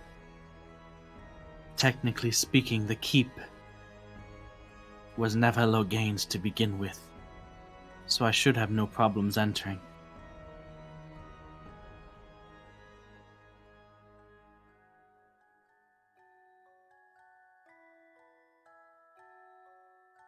But, unless there are any other questions, I suppose the only thing that remains is whether or not you wish Andrea to enchant for you some protective pendants. Pendants definitely would help. And as Elvarn already asked, what would need it to be? Would you need something from, besides blood, would you need something else? Other than the material components to actually create such things, I believe we have some things lying around, but if not, we can pick them up at shop with little issue. I am quite the haggler. That is good. No, nobody else thinks so. Okay. I mean, I do. I'm just thinking that. I mean, I could get them for free. Oh, yeah, I mean, you're an even better haggler, probably. I'm going to just wave it around a little. Alright. So, you guys can think on whether or not you want pendants made over the break. Break. I'll see you guys in 10 to 15 minutes. Yes, sir.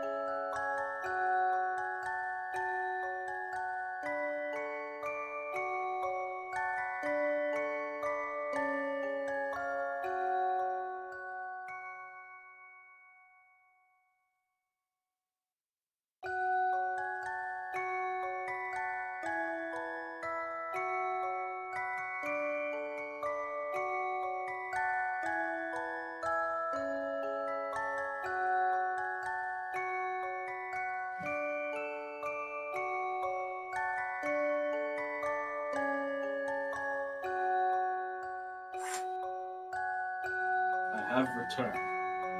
Welcome back. Thank you. Welcome back to you as well. I never left. Whatever.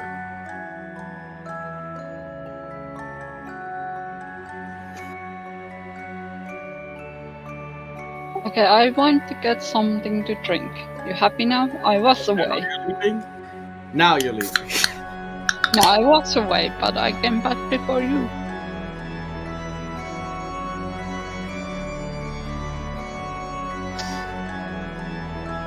You're still dealing with the Count, according to you, Cele?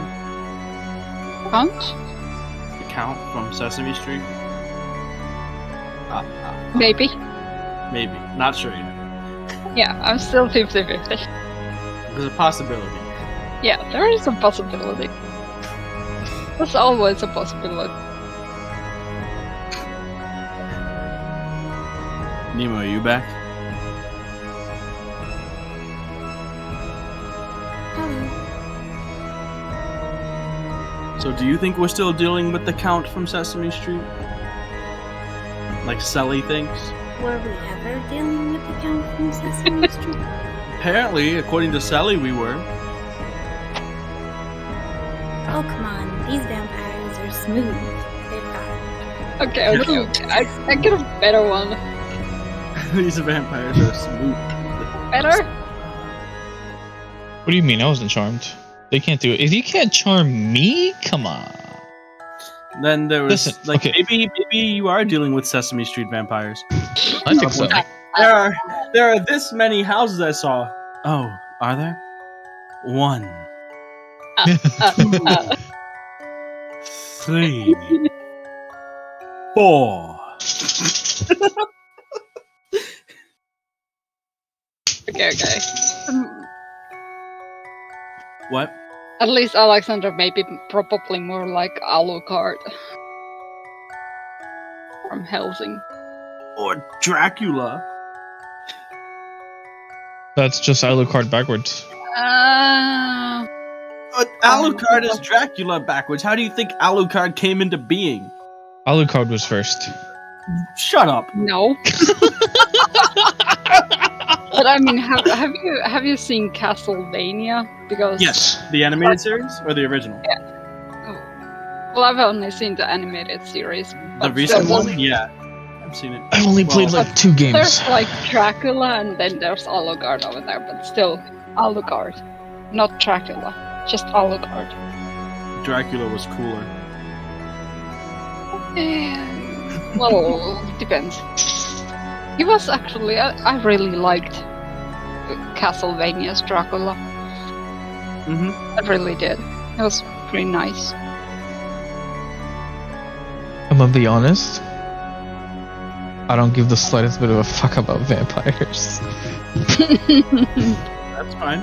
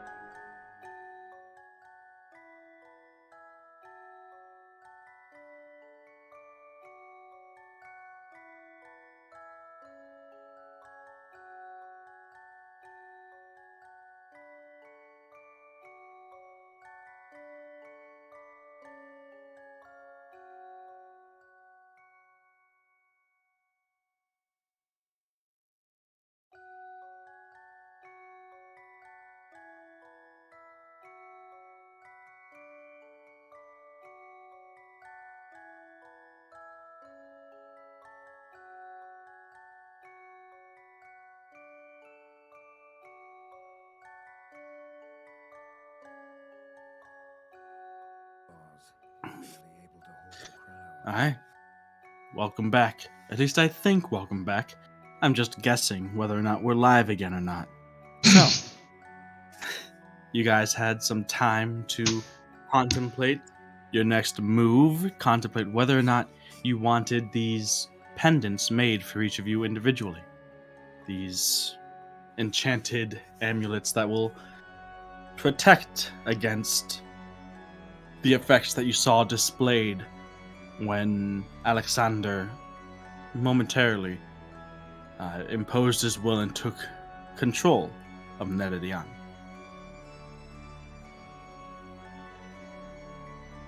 Up to you.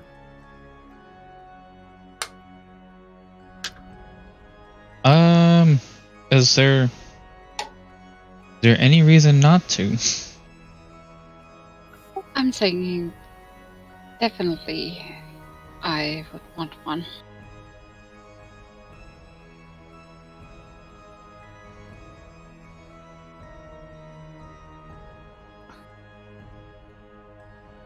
Very well. I'll leave you with Andrea.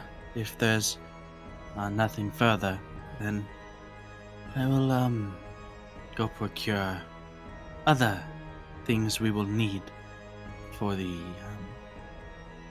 crafting of these amulets. He scans the room. Oh, do you want me to take care of that? And nods towards the spawn.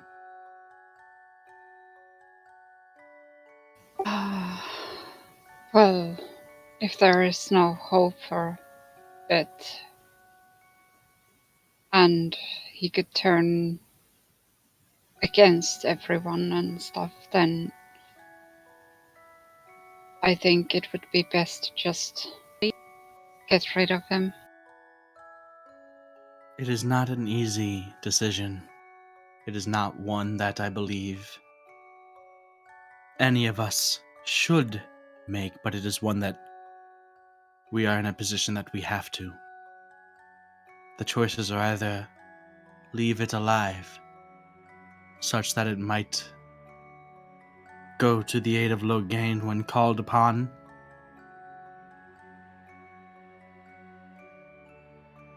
and if we are successful, even if we are, and we free it from Logain's control, then that man becomes enslaved to an existence he never asked for.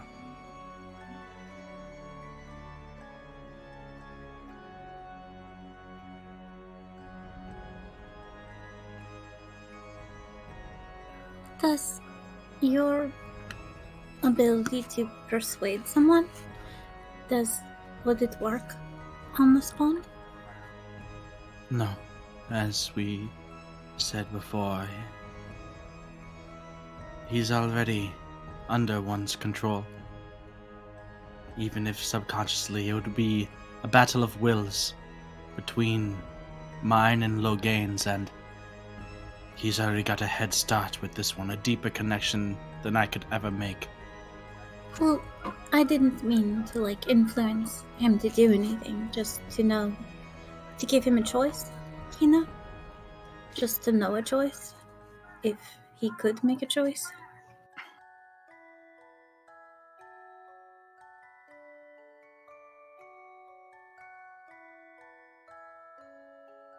He is weak. Possibly too weak to even speak at this point. He's remained motionless during this entire conversation.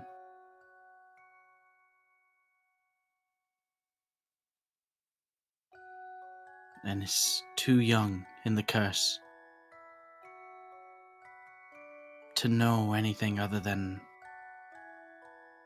blood and loyalty.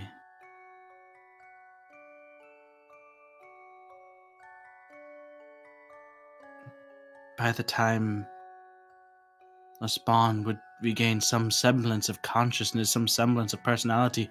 Essentially, what we are dealing with is a very dangerous, very powerful, very hungry, very crazed infant. He's not old enough in the curse, not old enough in vampirism to have that consciousness, that choice, and we can't afford to wait long enough for that to bloom in him. Because how many more will be taken by Logain by that point? It is not an easy decision, but he is not the only one that has been taken, has been converted, and he will not be the last one either. As much as I admire your sympathy and empathy for this man, can't let it slow us down or stop us. The choice is either kill him now and release whatever is left of him that is being held captive into the next life, or pray that we do not encounter him on the side of our enemy in this fight, and that somehow he'll find peace in an existence such as mine. I don't know who this man was, neither do any of us. We cannot know whether or not he would want this. And I cannot think or fathom any rational, good-meaning person who would aspire an existence such as mine.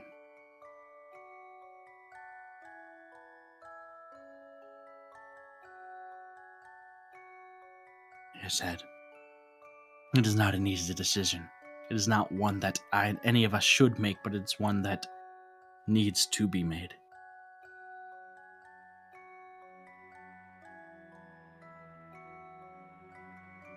One that needs to be made by you. Each of you.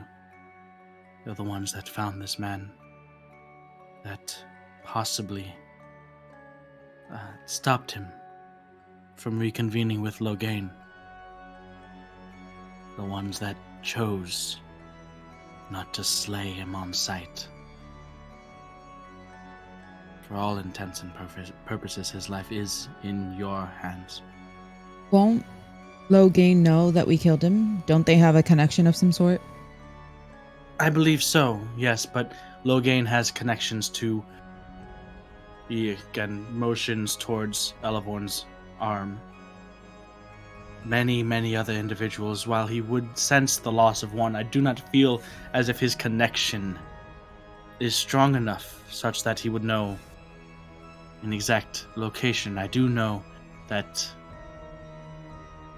we are in no danger of Logain knowing our whereabouts or the conversation we have just had or our plans by means of this spawn here.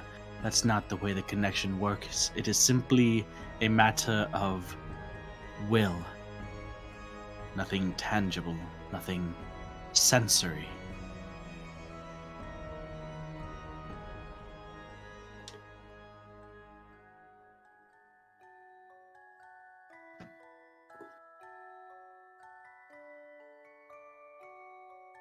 Well, I've already said what I think about this whole thing.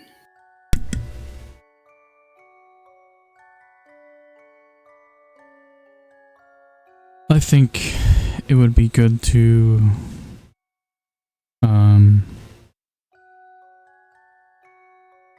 give the man a mercy of, you know, he didn't choose to become this. I think the cycle of life and death should continue as normal for him.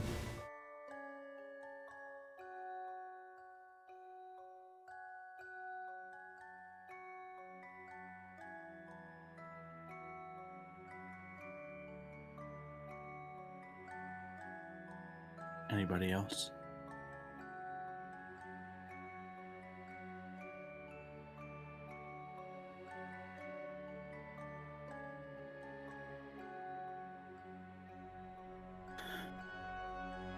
I'm sure your friends in the temple would agree with that sentiment, Durand.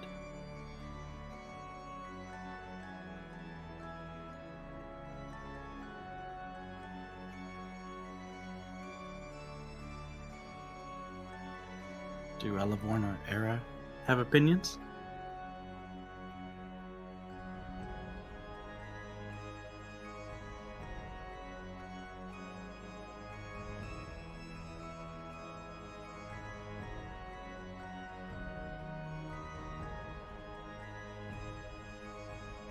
I could only offer, like, excuses why maybe we should keep him alive longer. Like, maybe I could scry on somebody or something, but ultimately, I mean, if you came to reach him and ask for a choice, he was frightened. Like, that is all. He was afraid. Unfortunately, we cannot know what decision he would want us to make until after it is made. The only way we will know for sure is if we slay Logain, return the agency to this man, and after realizing what it is he has become, only then can he let us know whether or not it's what he would have wished or not. But at that point, well, I can only tell you what I feel. It is difficult to speak with any certainty on matters of the soul, but I do feel a distance from any sort of divinity, a distance that has grown over time. I mean, right now, he probably. You just said to the point where it gives me physical pain.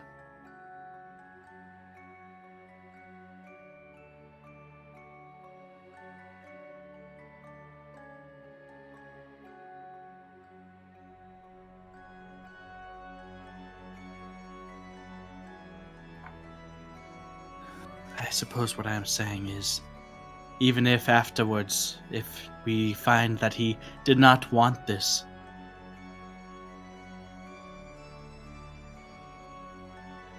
killing him then would be different than killing him now.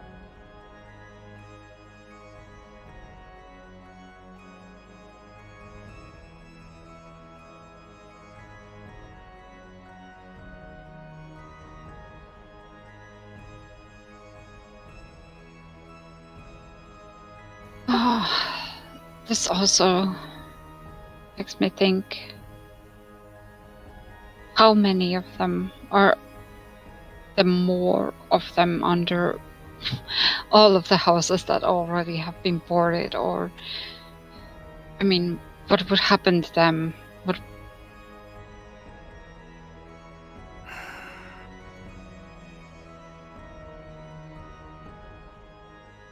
Perhaps there was a plague all along. It's vampirism that is spreading.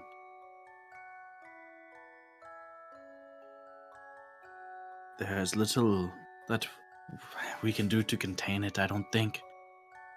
You've seen just how many that you have seen, Elevorn, and I don't believe that is near how many there are total. How many there were before, if they've taken individuals without boarding up the houses. If there are more than one individuals in each house, who's to say? Whatever it is, it's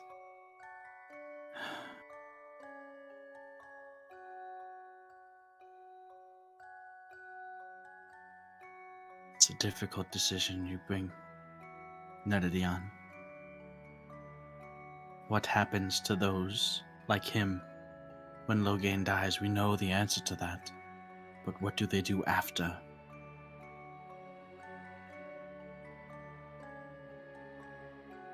Yeah, that is what I was getting to. What do with them?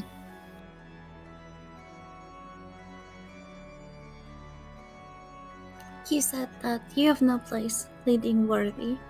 You just want to make sure that Loghain isn't in power any longer. What Yes. about leading your kind?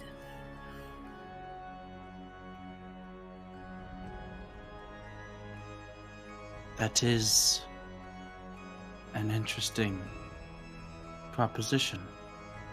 One Like, that I have not considered. I mean, I would be... Sorry, continue. with how many there are and how much ending of life's not chosen, so to speak. I mean, wouldn't it maybe be better to remove the humans? And, alive people and creatures from here?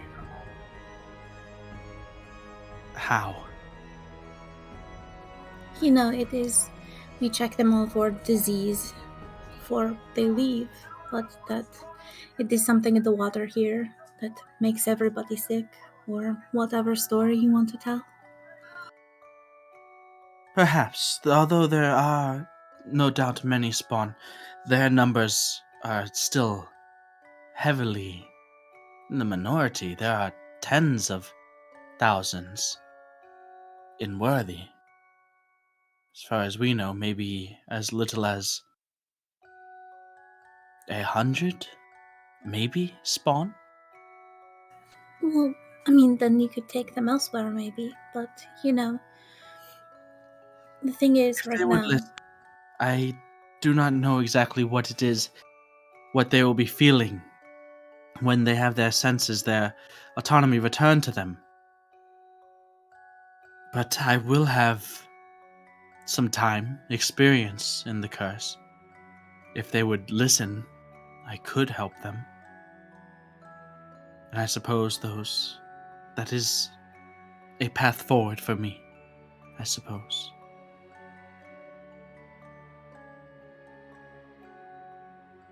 If it is what needs to be done, which it does make sense. It makes sense.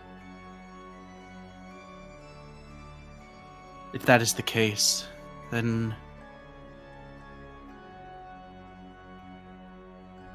I'll do it.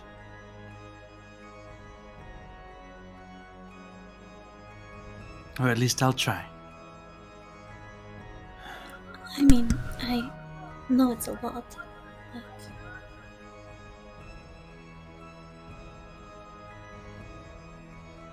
I'll have to think on it a while longer. But it does make sense. As we rid Worthy of the curse that is San Vinik's. It will be my responsibility to lead those affected, to at least give some sort of guidance or peace, as much as I can.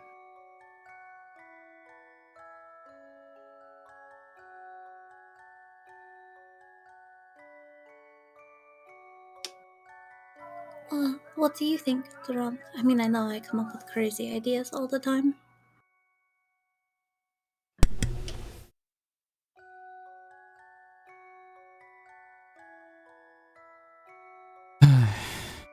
um,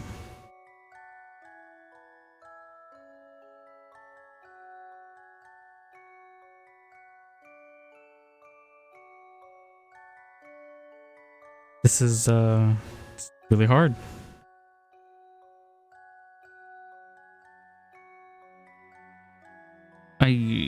Because it might not be fair because we've experienced firsthand the moment that, somebody that we care about was taken away from us, and we've gone through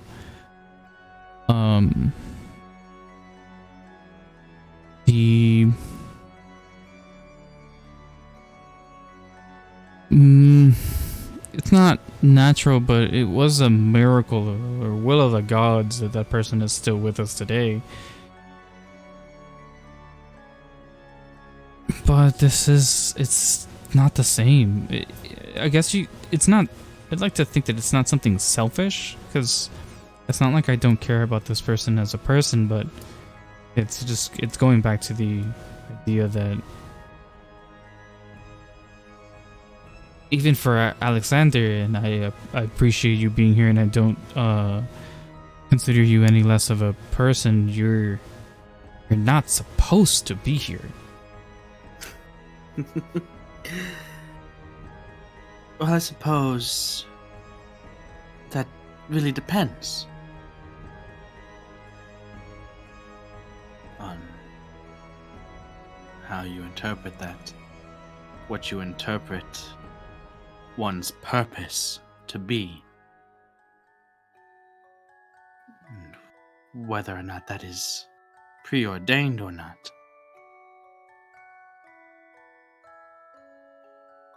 If by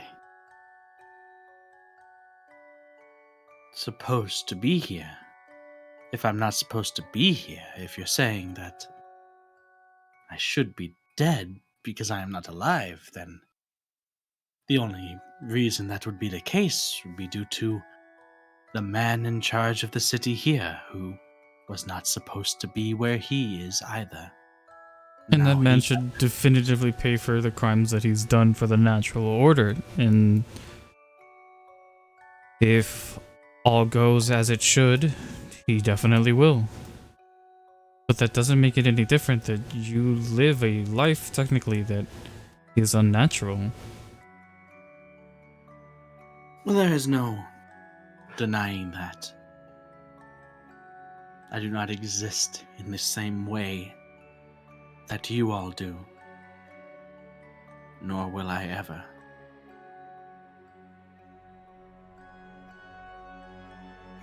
But we are all dealt our hands,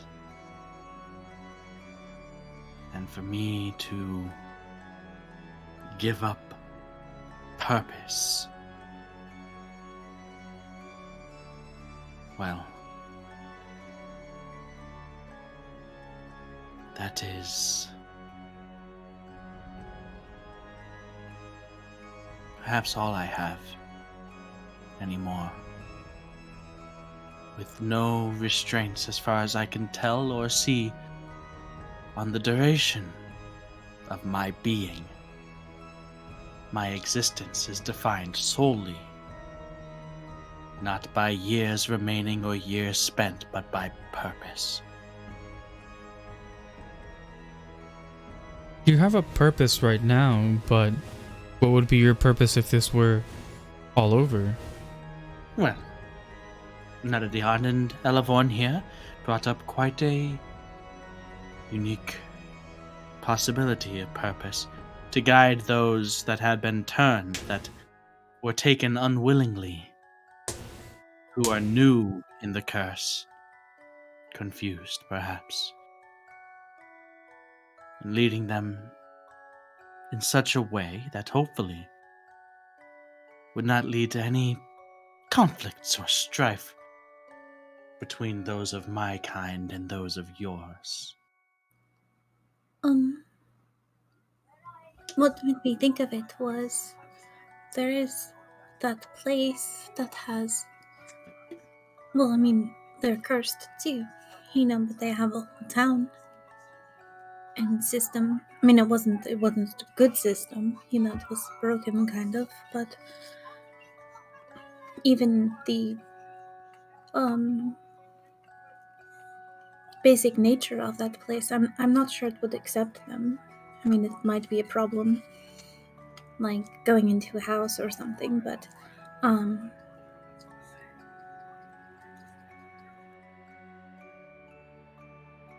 do you know what I'm talking about, Ront? Or, I mean, Because obviously just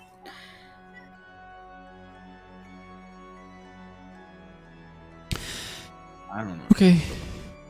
the Feywild.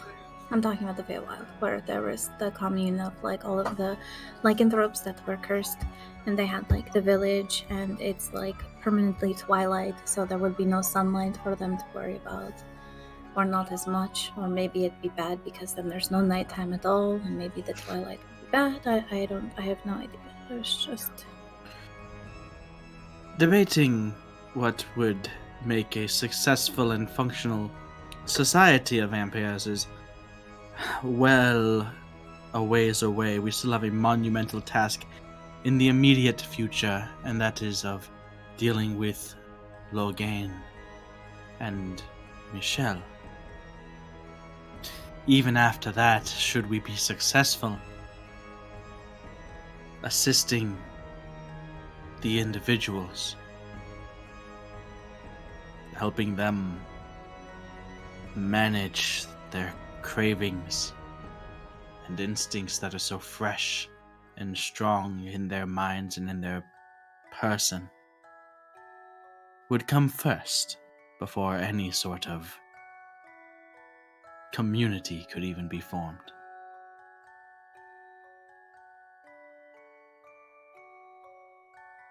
However, I believe I'm going to take a stroll, as there's a few of you, at least, it seems, some of you, that wish to have an amulet made.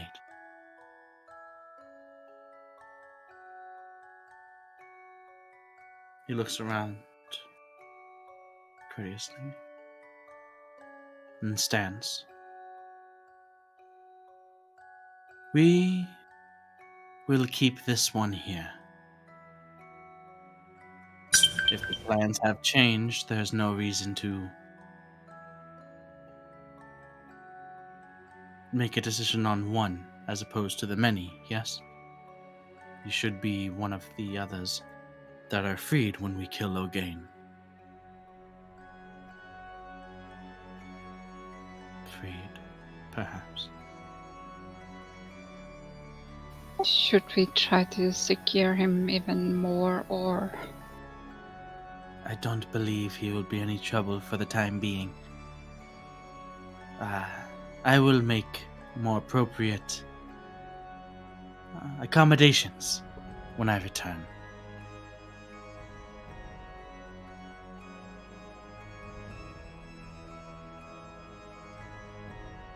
He stands up from the table, pushes the chair in, looks around the room at each of you for any last comments.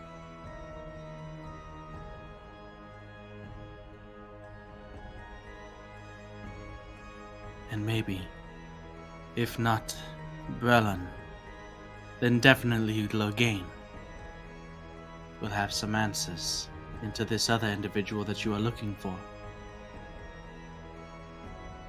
For if it's not Brelan's doing, then certainly Logain would have his hands in it.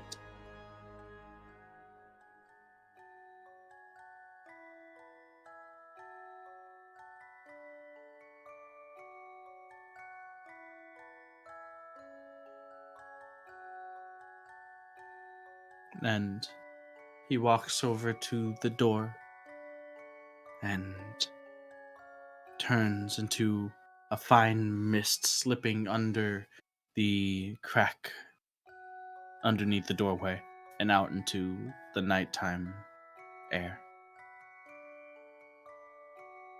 So it's just the four of you, the spawn, and Andrea.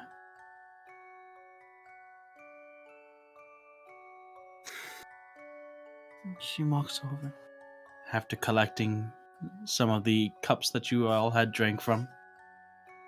Must say, I'm a bit surprised in how much he confided in you. I'm nervous on how trustworthy he is, but I feel as if the risk he has taken with each of you, with all of you, is justified. If what you all have been saying is true, then we are running out of time. It will take a little while per amulet if you wish. But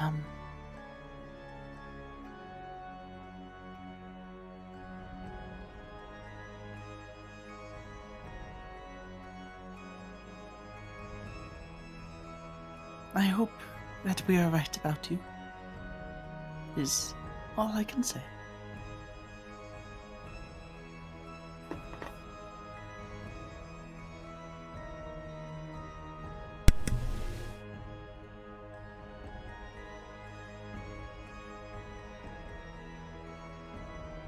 Well, I, for one, will do what's best for the people, and this Logain person is definitively not.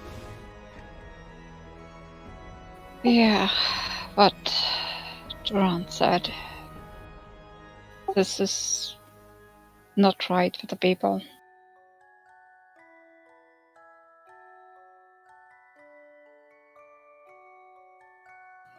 There is much wrong.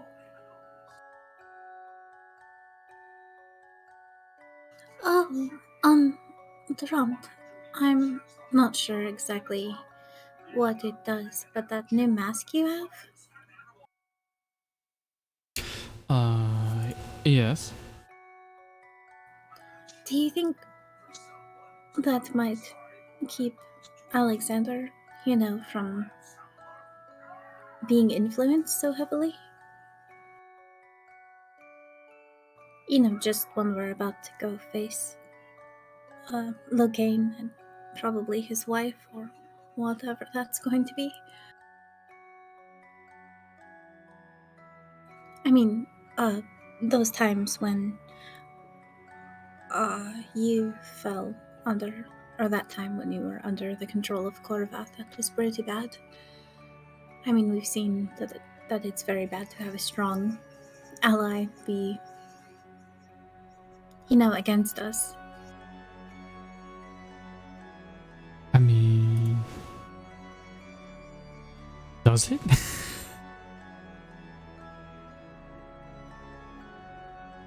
I'm not sure if this would work for the nature of his affliction,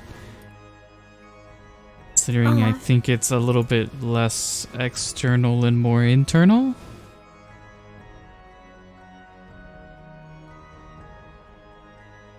Oh, yeah, that's a good point too. I don't really know how it works. Could it hurt though? It could have hurt me. Were your plus 23 base wisdom saves? I'm also not the luckiest person in the world. Which is why you should have lucky feet. There you go. True. True, We let's have look talked into about this. this. Durand has the lucky feet. That makes sense. Yeah. Oh wow, you'll never hit him. It's like, nope. Mm-mm. Oh, you re-roll that dice. Dang it. I can bring it up to him. Actually, if lucky feet is used to re-roll the attack die, it's the I should be the one to roll the die. Hmm. It Take one of says the that. dice. Yeah, Roll like I it. trust you now. Yeah, maybe. You don't trust me? I'm offended. I trust almost all of you. Yes. Oh,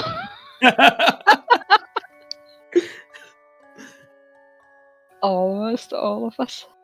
I didn't say anything. Anyways, what are we talking about? I want the pendant made. Okay. Pendant. Likewise. Okay. Era. Era needs one badly. Okay. Wow. What do you He saw mean, her. pendant? She got him a cup of tea. She was like instantly under his control. Exactly. Lies.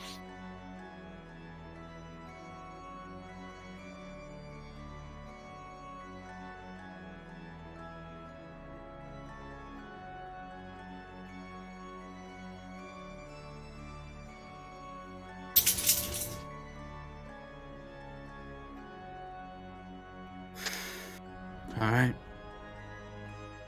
So, I'm, I apologize. I don't. I'm afraid that the knives that I have on hand here might be a bit dull for this.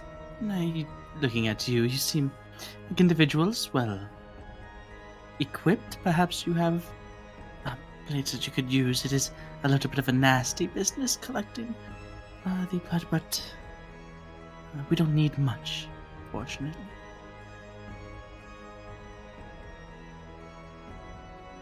Andre's kinda getting flashbacks. Oh no. Flashbacks of who? To Marion? Well, he's a good. That was like I know, he's a The good only guy. other vampire? but Come on, still. dude. he's not a Guys. vampire. Guys, I told you about the Marion. You didn't believe me. I never said I didn't believe it. It's just, Now I he have a didn't make considerable us suspicion. pendants. She is not a vampire. He's been outside in the daytime. Yeah, true. He has been outside during the Has he? daytime. I've never seen him. He's always been in the tavern. He's been in the tavern in the daytime. Yeah. That's where Outside, he was having an he's been argument in the outside basement of a tavern. in the daytime.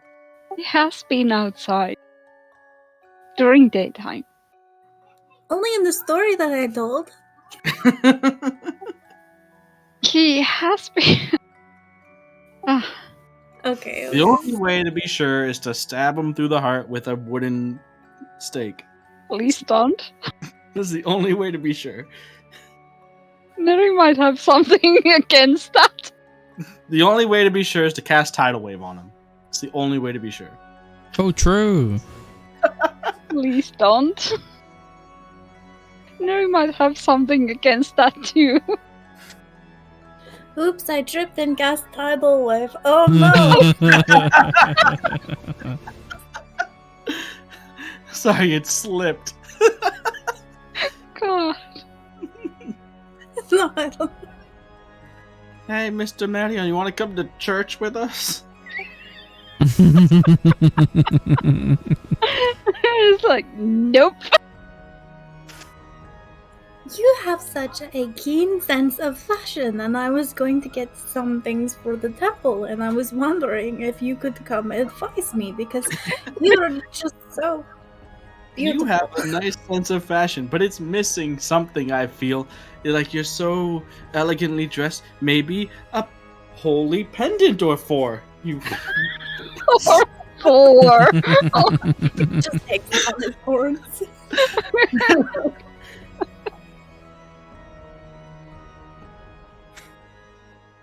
And then, wait for his response. Like, Just see that- spike one of his drinks with holy water. See what happens.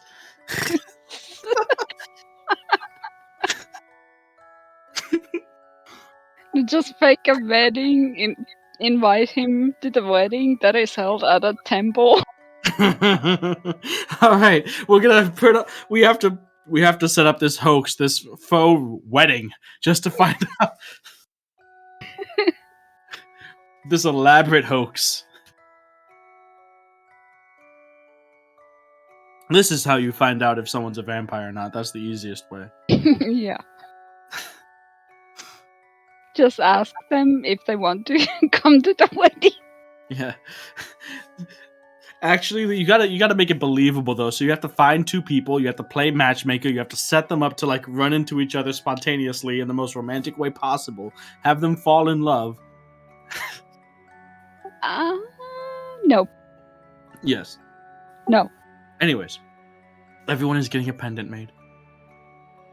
Neredian, I guess you bring out your dagger because you are the daggerist person that there is. Stop. We all have daggers. Do you all have daggers? Does Elevon have a dagger? No, I'm not allowed to have the sharp. Why thing. are you lying, Durand? I thought we all had daggers. Anyone had a dagger. When did I have a dagger? Well, I had the one that Neri gave me, and I used the hilt of it to try to punch my way out of the thorn Yes. wall. So yeah, I know that Era has a dagger. I'm not sure how Durand has a dagger, and definitely Neri has a dagger. 2 daggers. Where'd you get? Yeah, well, yeah. It's a butter knife. Where'd you get a dagger from? A butter knife from the tavern. You stole but you're gonna use a butter knife to cut yourself. That's not To a cut through your dagger. scaly hide. And when did Era get a dagger? Era has the She glyph has carver. it. Oh yeah. She started with one. I was has forgetting. has a culinary and tools kit. You probably have a sharp knife in there. Okay, fine. Yeah, see? There you Oh. go. Maybe not a Uh-huh. dagger, but it's a sharp enough knife. It works. But what does Durand have? I have a sword, okay, dude? That's not a dagger. You gonna use your sword? Okay. That's fine. Does it do radiant and lightning damage to me? Yeah, like Yes. well, you're resistant to lightning, so It only half hurt then. yeah. I'll just give him the cooking knife. He can use it first, and I'll clean it or whatever. I'll put away my sword. That was a good attempt. You aren't going to like sword yourself, okay? It's not Sword fair. yourself. I'm just gonna seppuku, and you can just pick up my entrails. Oh my god. Hmm. Okay, so you each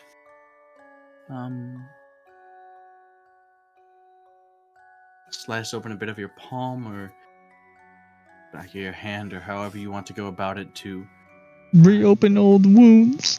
reopening old wounds. You still have like just the tiniest, faintest line of a scar from maybe like a year ago when you had first encountered the Marion. And you're like, it's just like a guideline for this No, one. I here. have one from the window from Oh, yeah. literally yesterday. Or was that today? Durand, You've Today. probably been like slightly bleeding this whole time. Anyways. Alexander has been just slightly drooling, Yeah. Alexander, salivating. it's like, oh, that's why he's been looking at me strangely all night. I thought it was in him. Alright. So, after some of the little teacups that you had been used to drink out have been thoroughly cleaned and dried out by I have a headache. Andrea, they're placed in front of you and you use them as receptacles for about maybe drinking a quarter of one of the small cups into it before cleaning yourselves up, wiping off your blades and wrapping the wounds. She handles them with care and places small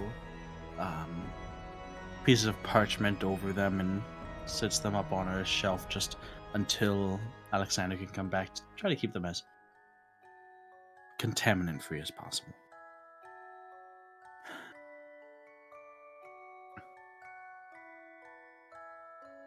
Well, it is a bit of work, but I should have it done within the next day or two. It's Is important. there, I will.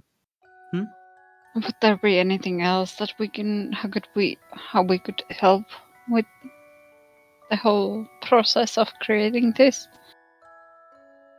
I believe we should have it under control. I think Alexander is out procuring what else we may need right now. It's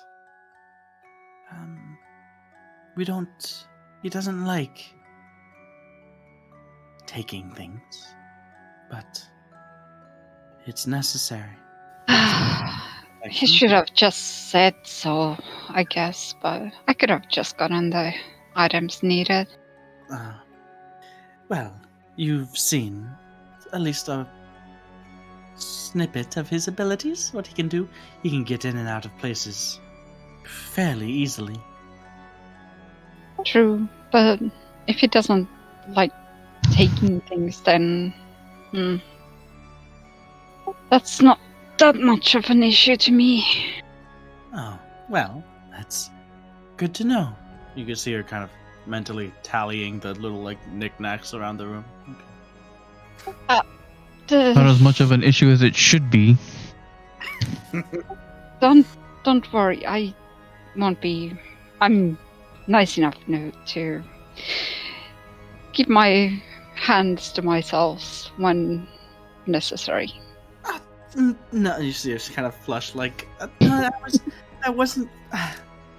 I'm just gonna smile at her.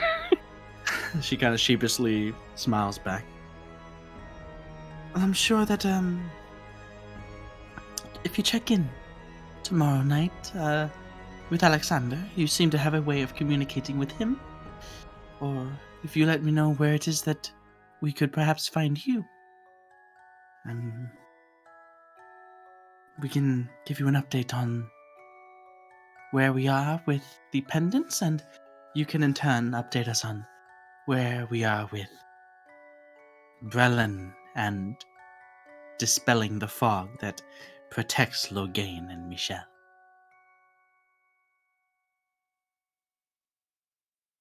But at this point, it is pretty late. You guys had been up late or early into the morning the previous night, as you were in the graveyard, but it's still at the point where your sleep schedule is kind of fucked up, but even so it's getting to the point where you're getting a bit tired.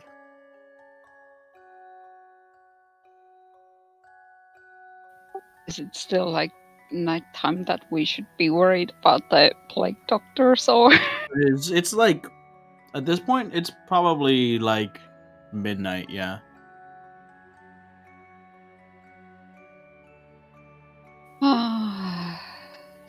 Should we just try to get back to the inn?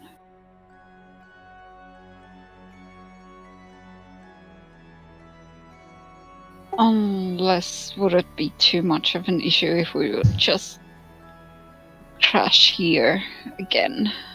We don't have much in the way of accommodations for sleep. It wouldn't be the most restful experience, I'd imagine, but I don't see why it would be too much of a problem. It's okay. We can make it back to the tavern. I think we've troubled enough. Do it super sneakily. I've been doing pretty well, I must say. Can you pass without trace again? What are they gonna do? Tell me to go to my frickin' home? I'm trying. Go to your room. I'm trying. I'm going. Gosh. Jeez. Alright.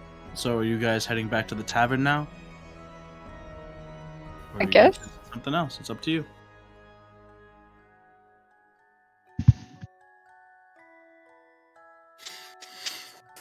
Your call. Went back to the temple. You could Maybe go back to we the temple. Yeah. Get information about Roland Mortis. Yeah, we could do that. Or you can do that tomorrow morning, either one. It's up to you guys.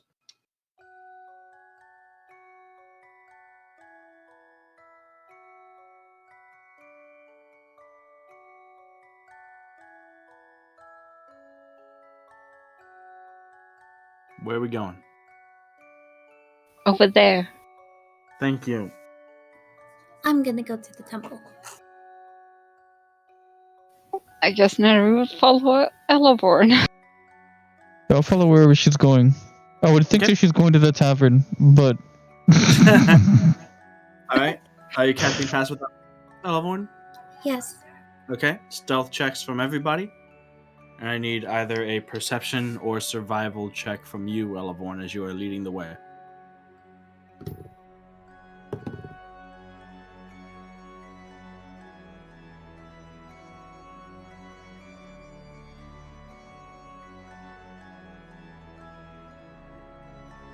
One did 3. That's low. Did you add 10? Oh, that I didn't. Then it's 33. Okay, that's more like it. My stealth check is a 14. Oh, wow. With the plus 10? Oh wait, I have a modifier I can add. Okay, so that makes it 16, which is still not great, but It's better than 6. It's better than 14. You want to know my number? Yeah, Yes. 11, 10, Especially we want to know your number. 9, It's 1. 21. 21. Okay.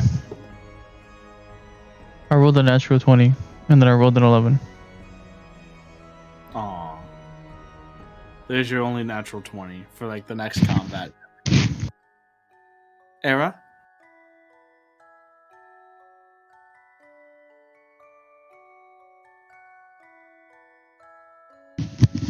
Right? 17. Okay. You all feel sufficiently sneaky. What is your... It was 20 total. Okay. Survival or perception? Survival. Oh, they would be either. Oh, okay. I don't know if yours is the same or not. So you managed to lead everyone back with no issues.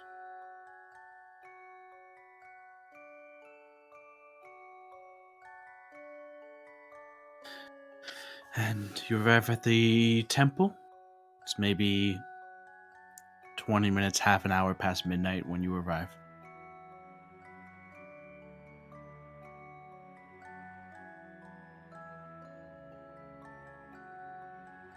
The doors to the temple are locked.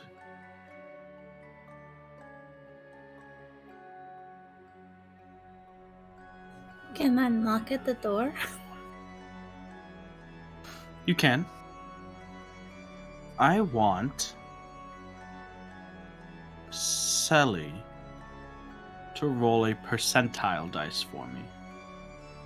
Which was the one we... The the double digit 10. The 2 numbers. with the 2 number. Well, I haven't been used this ages. That's a 40. 40. A 4 and a 0. 40. Okay. I fucked us over, didn't I? Why do you make me do these rolls? I hate you. There's a moment. It takes a moment. There's maybe 20, 25 seconds, and just about, when you're ready to knock again, you begin to faintly hear footsteps echoing from the other side of the door from within the temple.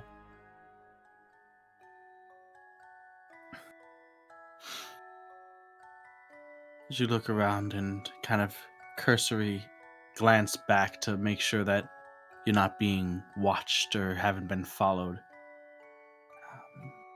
you see that it's a cool, quiet night. You have maybe like a little bit of cloud coverage covering some of the stars and a half moon that gives you some light. Again, it's pretty dark on the streets because of the lack of the oil lanterns, but as you turn your attention back to the door, as like the sound of it unlocking, the hinges and bolts being undone, and the door creaking open, you can see there in here like a night robe or gown type thing, a human man, looks maybe in his early 30s, with kind of short black hair that falls to above the ears. The part beneath that is kind of shaved down to the skin. Beady black eyes and a small nose, kind of a little bit smaller than normal face as it sits on its head, but you've returned. Wasn't expecting you after you had left until at least tomorrow morning.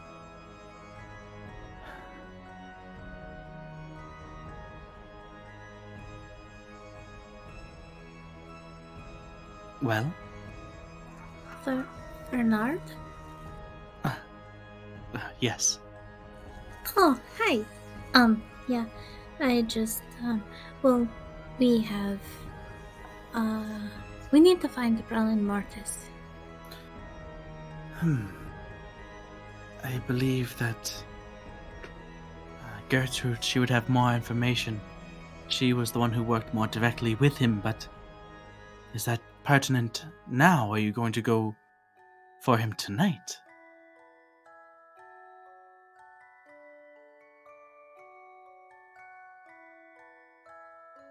Honestly, because of what we found earlier, I didn't want any of you to go missing. Oh, I wouldn't worry about that. We have been cautious and taken precautions as well, especially considering the events that the information that we had gathered uh, earlier together. We here in this temple, actually, if you would be surprised, are actually quite well equipped to combat beings such as that. Speaking of, who was that man that you were speaking with? Gertrude is all but certain that he is something akin to the creature that we had found in the home. Well, we can definitely say that he is not going to be a threat to you guys at all.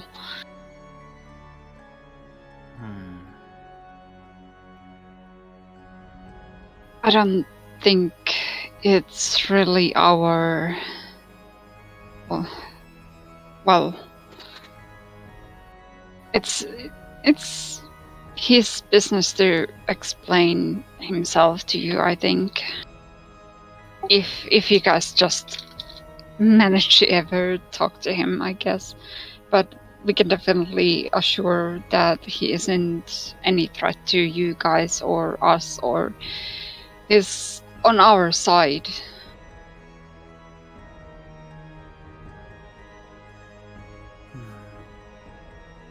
I do believe that you believe that. Would you like to step inside, or were you just coming by to have a quick conversation?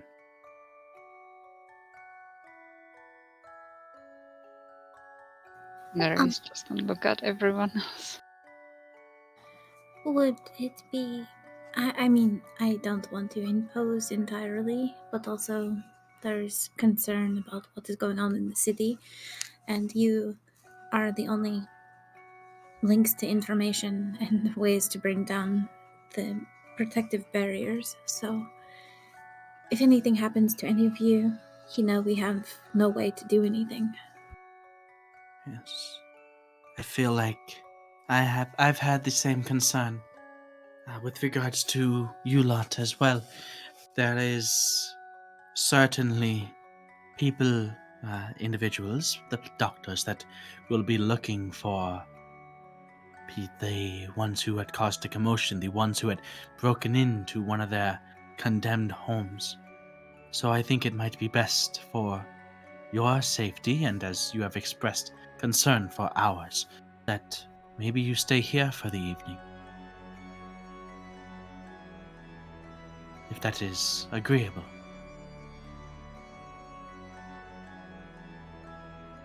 I said we have means here in the temple of warding off creatures of that ilk, at least if they follow the same rules that other undead do. Well, I'm not opposed to spending the night over here. A bit of a better idea than the tavern, I must say.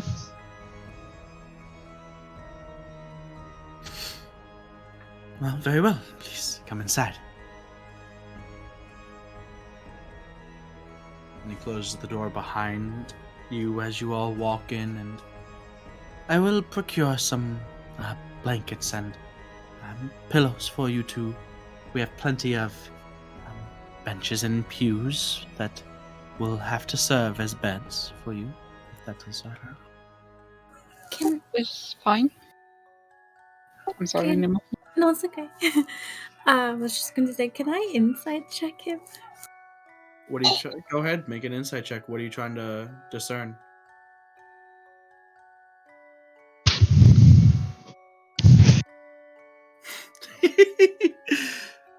I just love the thought process here. Like, we got He's a vampire. This isn't a temple. But we're not gonna ask any questions to the vampire. Of course not. The vampire told us how to kill him. This is true. The vampire told us how to kill him, or at least. Pretty sure the priest could The tell you priest how to hasn't kill told him, me. too. Yeah, but he hasn't. You know, there's suspicion in that. I don't trust anybody until they tell me specifically how to kill them. Exactly. That was a 23. And, 23? and it's just like we haven't seen his face before. He could be anybody. We don't know that it's him. Oh, And that's the other thing that's weird, you know? Unless they are like the height, the stature, the frame seems right. The voice, unless they're very good at mimicking, then that also it sounds like Brelin. And I'm not sure what anything else that you're trying to. You meant It must be a Bernard, right? doppelganger. Bernard, sorry, Bernard. Okay, just checking. I was like, Yeah. Honestly, Bernard. Yes. So He's anything throwing else- us for a loop. Anything Yeah, else that you're trying to figure out, Lavorn? just if there's anything, you know, like, is he being, like, should I be afraid or like concerned? You know, is he being shifty? That kind of thing. You know? He's being it seems like the only thing that would seem like sort of shifty or dodgy is he does seem a little bit. He's definitely skeptical of you and your relationship with Alexander. All of you basically, and that much it's clear that he and most likely the others in the temple here don't trust and probably would not work directly alongside a creature, a being like Alexander. And it is just that level of, I guess, innate disdain on a religious level that is the only thing that kind of would have come out during the time that he spoke with you about Alexander. Everything else seemed just genuine and honest. Yeah.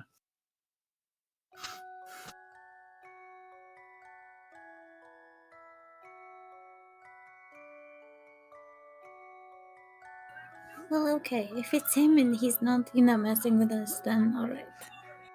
Seems like him, yeah. You also haven't met many other people in the temple, so. Looks like a Brendan. Bernard? It looks like a No, Brendan? it looks He like looks a like- Brendan. I don't trust him. He looks more like. Stop him! You look more like a Victor to me. Right. Which is a common vampire name. Oh, he's a vampire. How is he He's in a the vampire temple? priest. But how is he in the temple? This isn't a temple at all. But then why couldn't Alexander enter? He No. was This he was convinced. He was tricked. conspiracy, man. He was Deep, man. The whole thing, the Raven Queen, that's bullshit. She never That's right. existed, alright, man? The system is But I- against us. But I played cards with Raven Queen.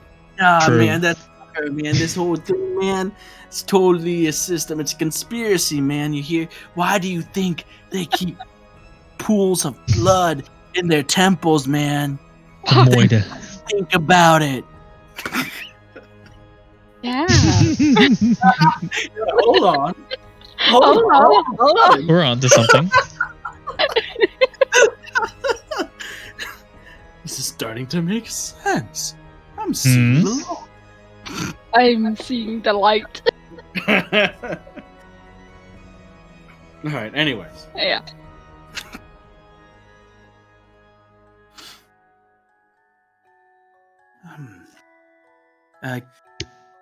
So, you guys are left alone in the temple, in the main sort of worship area of the temple, as Bernard goes to gather blankets and pillows for you all. So you have a few moments of time with just the four of you in a fairly large, eerily quiet space with this sort of engraved effigy along the back wall of the Raven Queen, just sort of overlooking the entire space that you're in.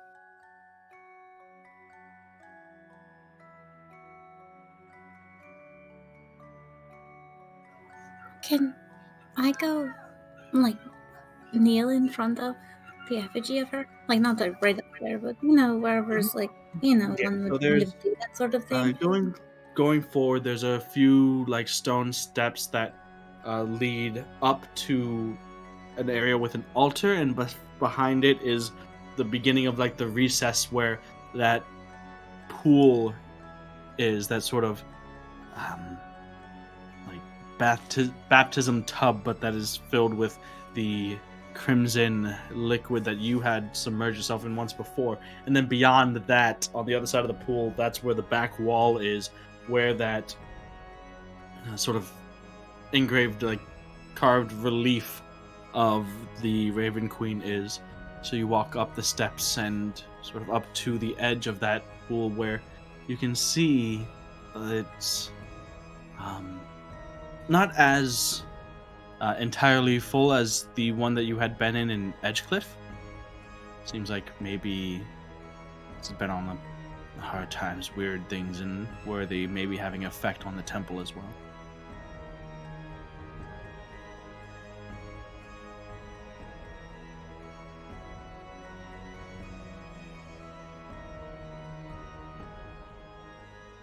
Can I use the bracelet and just be like, hey, guys, we could find out what the Raven Queen might have to say about what we should do? Because she's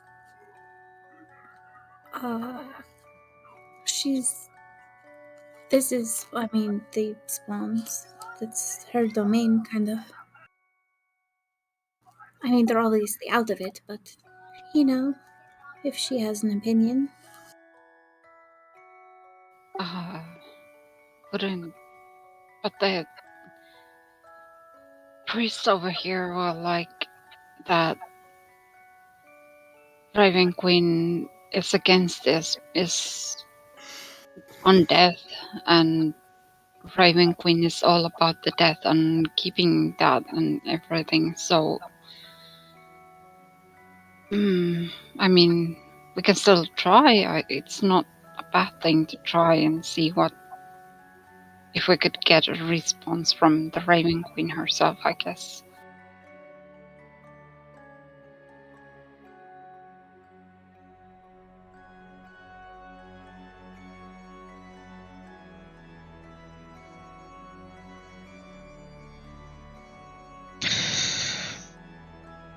Who wants to do it? Duran's the only one that hasn't met her before. I haven't read what? You haven't come face to face with the Raven Queen before. Yeah, let's keep it that way. She's nice. If you're dead. She was nice to Elevorn. It was nice to Elevorn. She was almost dead. No. She would have died if she didn't get you out. Plenty of times too, Duran. Don't you want to know who it is that will guide you on should you be more than almost dead? My God. So that was actually going to be my next question. Is it perfectly fine to just talk to other gods, despite like having a dedicated deity? I would say, yeah, like speaking with them. Sure, there's a difference between speaking, conversing, and worshiping. Worshiping. Okay. Yeah, that makes sense. As far as you know, I would say make a religion check, but this is kind of religion 101. So, as far as you know, the gods, they aren't just like sort of ideas or ideals or abstract things. They are beings of some Mm. kind. They are like they have definitely transcended any sort of existence that any mortal would understand, but they are still entities. Entities that, have their own dogma, their own domains, and their own purpose and responsibilities, but entities nonetheless. From what you understand, it is worship which provides them with that strength, that ability to hold that domain against others that would infringe upon it, which is the reason why places like the Empire have approved like deities, like written into the law, so that they can ensure that the ones that watch over them and their interests, that if we're going to worship a god, they're going to watch over the interests of their worshippers, because it is that worship that inherently gives them the strength. It is the belief and faith of the mortals that allows them to impact the mortal world. So that's why the Empire says you can only worship these deities, because we want these deities to remain strong, basically, so that these deities can in turn give back to us, essentially. But as far as just talking to another, probably not. And even as far as offering worship to another, that entirely depends on what deity you're talking about, whether or not you're dealing with a jealous deity or not, whether or not you have a jealous god. All right. Who knows? Okay. You don't know. Maybe Bahamut's a jealous god. He's a dragon after all. But he's metallic. I don't know. We're not sure. That would be They're something good boys. to maybe try on yourself. Maybe have a nice little aside with Bahamut. Yeah, I guess it's time to find out, because I'm down to talk. I didn't mind. It was just I was wondering whether it was taboo or not. No, I wouldn't say it's taboo to it's like Greek or Nordic stuff where there's like gods of stuff. The other thing, it's not a monotheistic place, right? There's an acknowledgement and a fact that there are multiple gods that go to multiple things. Like if you're going to, if you're a farmer, you're going to go and you're going to pray to Pelor for like a good harvest and everything like that. Right. If you're a farmer that then decides I have to go on a journey overseas for whatever reason, you're not going to pray to Pelor for that. You're going to go into Melora or some other deity that governs like the wilderness and the seas. You're going to pray to the deity that impacts what you are looking to do. If good fortune in what they can control. Had to go overseas and you have a loved one pass away or someone pass away on the ship trip, you're going to pray to the Raven Queen. Like it depends on the situation. Now obviously your clerics and your paladins, they're just more devoted to that one certain deity. It doesn't mean that they have to then neglect that any of the other ones exist. But right. Yeah. Obviously the things that you do, your actions should be in servitude towards the goals of that deity, and the ideal quote perfect mold of a paladin or cleric. I'm not saying that you have to do, but that's just the idea of a paladin or cleric. Anyways. All right, perfect. That was down for it in the first place, but now I know what's going on. So Elevon had just spoken into the bracelet and mentioned maybe conversing with the Raven Queen about what she thinks of these creatures, right? Yeah. What she thinks of the vampires. Good idea already. I'm pretty sure we know what she thinks about them, but it doesn't hurt to talk.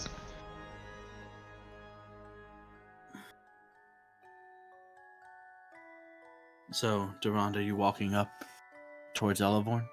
Oh yeah, for sure. Okay. So, getting no responses over the bracelets, Elevorn. You Of look course. back and there's Durand, who is now at your side.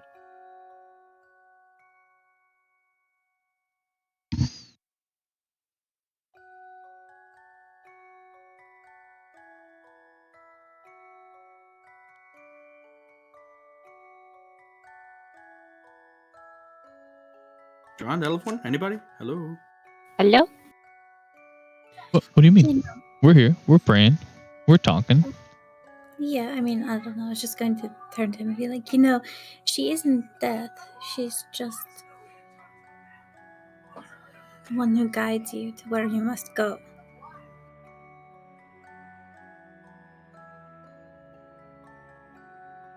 Wait, what? Who's dead? No, I meant the Raven Queen. A lot of people think that she just represents death. And I mean, it is part of her, but it isn't. She isn't death. She's like the wind that guides the boat, where it needs to go. She isn't death itself, Mm-hmm. Okay, I see.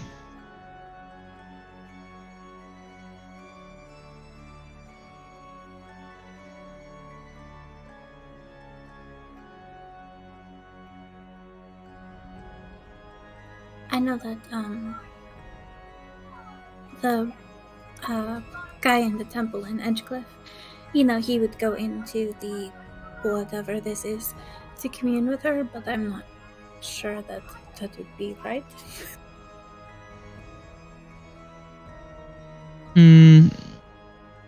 Well, definitively, they don't always talk back, but it's good to always talk.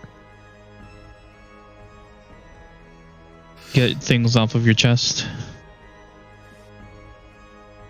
So Well, I'm sure you understand that probably more than even me.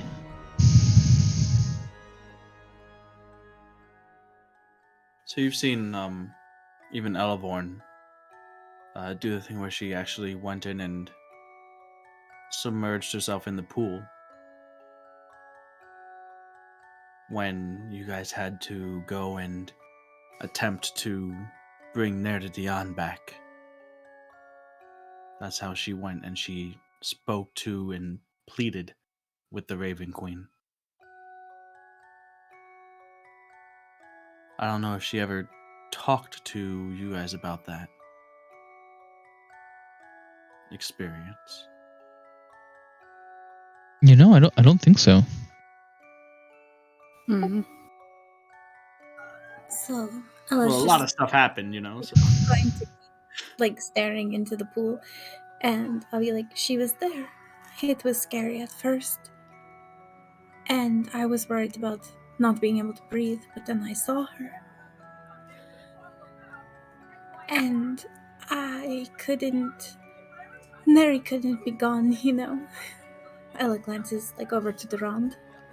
Mhm. I mean, I couldn't accept that, and there was so much left for Neri to do.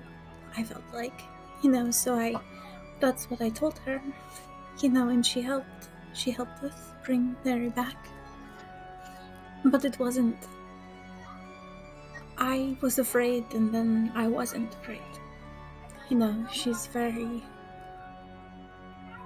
It's just peace,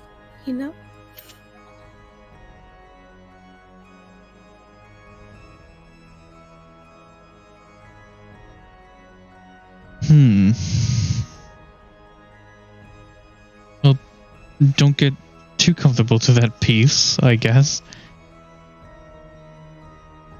Oh no, of course I want to come back. I just meant that it is kind of scary, But I mean, I don't know what the right thing to do is. I think it's hard to know, for any of us to know, and that's why I thought, since we're here in her temple and it very directly concerns her, to know what she thinks. maybe we could make a better decision, when we need to make that decision. Are you intending on, like, going into the pool again?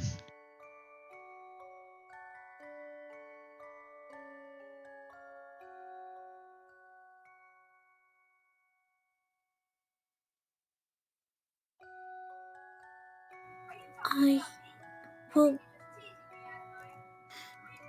yeah, I guess so, because I really don't know what to do. And I somehow don't think that LaRue would really. I mean, it's not. I mean, it is, but it isn't. It's like, it's a journey, so. I just mean, like, that you kept talking about the natural. Everything how it's naturally supposed to be, Mm-hmm. And while LaRue is about nature, it's not quite. I mean, yes, death is part of nature, but it isn't LaRue who guides people.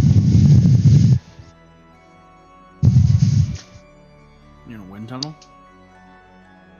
Stop breathing into the mic.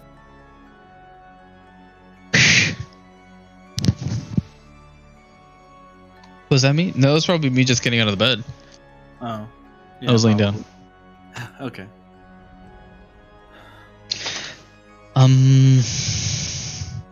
Push him into the pool.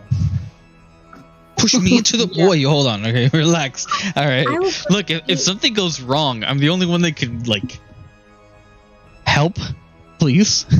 Are you sure? Can help in this temple full of clerics. Yeah. Okay.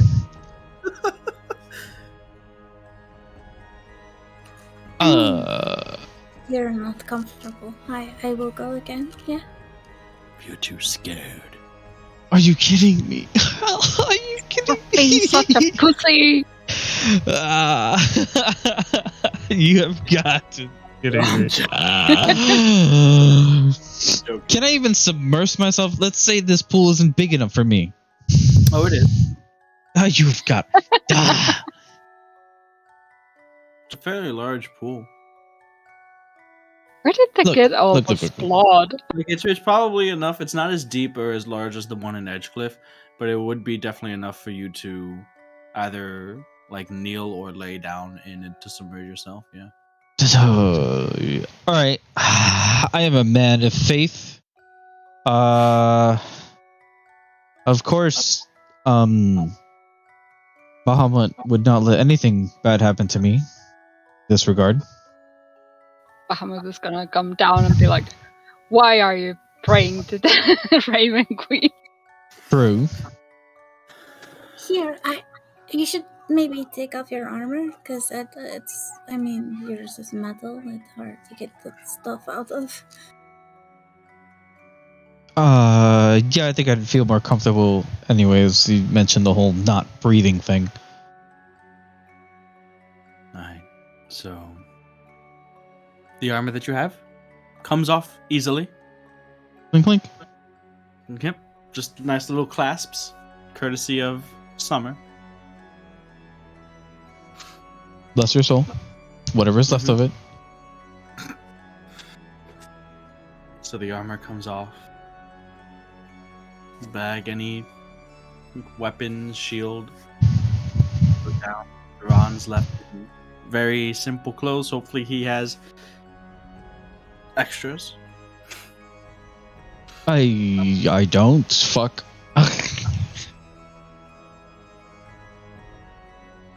Probably find something. But as this is happening and the clanking and clattering of Duran's armor and everything hits the ground, Bernard does come back towards you, Neladion, and Era with blankets and pillow in hand. He just kind of silently hands them to you and glances over to Durand, and you can see a slight smile and a little bit of a nod.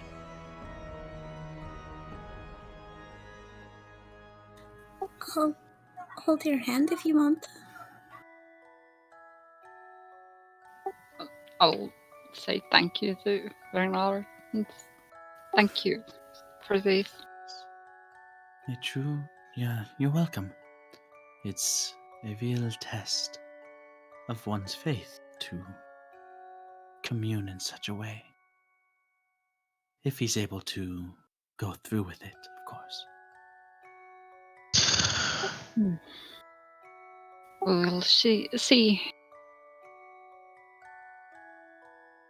not easy, Ay, especially if it is one's first time.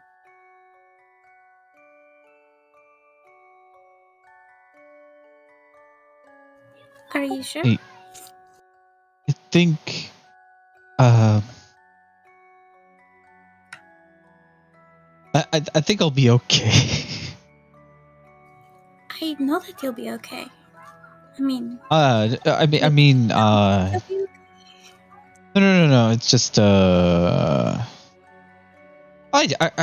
it's something I should probably just do on my own without anything else.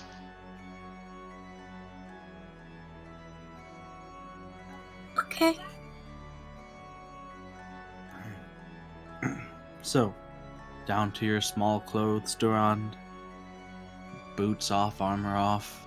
No mask to protect you anymore. Got you now, you Fuck. son of a bitch. No, this is all part of your plan. They You head were. down into the pool of cold crimson liquid, walking down as it washes past and stains the scales on your legs up to your waist, and then maybe just a bit under your chest when you get to the deepest part of it.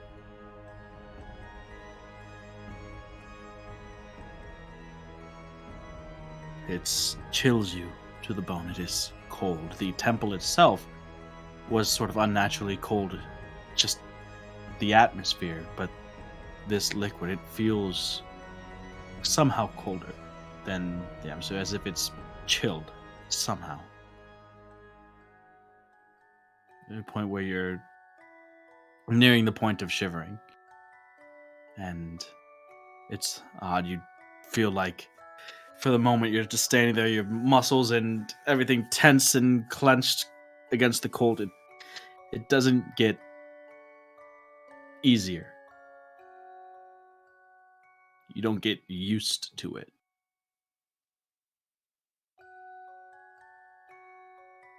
What are you doing? Persevering.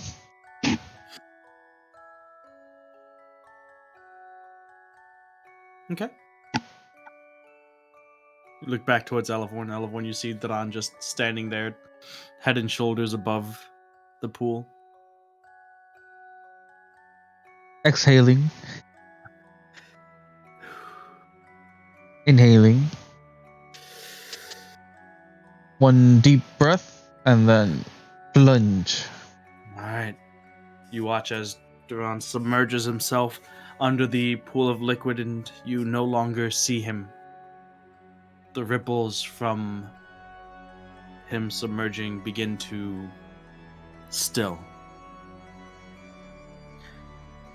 Underneath Duran, you are surrounded by this cold liquid, needles and pinpricks of icy just chill just pierce you.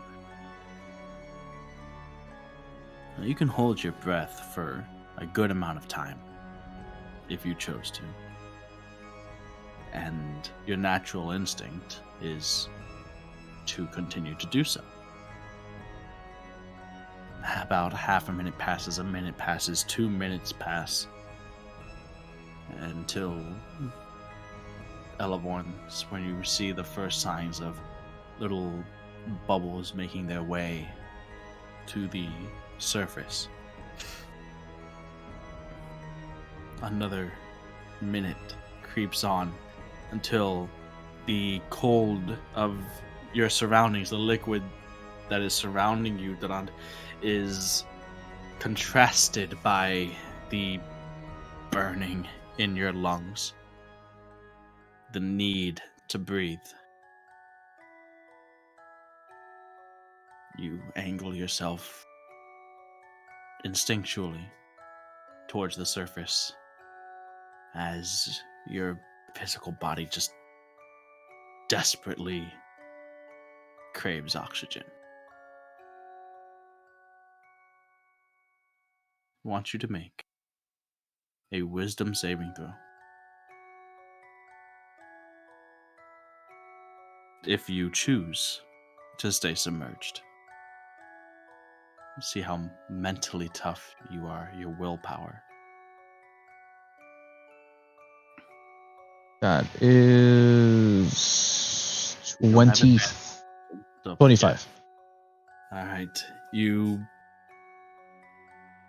push the physical needs of your body to the back of your mind, and instead, as it begins too much, you can no longer hold your breath. With one final burst of exhaled, whatever was left you were holding, you breathe in. Your lungs, your mouth is filled with this cold liquid as the burning of your lungs is replaced instead by the icy, chilled needles that make their way down your throat into your lungs themselves, and they pierce you from the inside until your vision begins to go blurry, dim.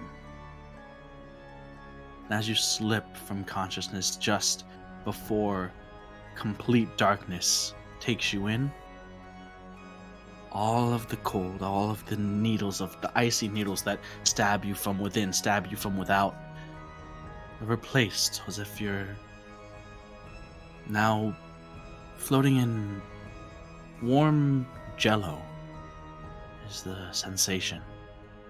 Warm, soothing. Your consciousness returns to you. You are standing amidst a void. A sea of black above, below, in all directions. On the horizon, maybe on the horizon, there's no way to tell depth perception. It could be standing 10 feet in front of you, or it could be a mile or more away. Is this white, pale female face, featureless, with two dark eyes peering out towards you. Again, it could either be the size of a normal humanoid person's face 10 feet away from you, or it could be a giant head on the horizon. There's no way to really tell, and as you blink, your perception shifts between the two until standing there before you, pale-faced, dark, jet black hair cascading down, a female humanoid form, is a similar entity to the one that you saw depicted many times in your viewings of the Raven Queen.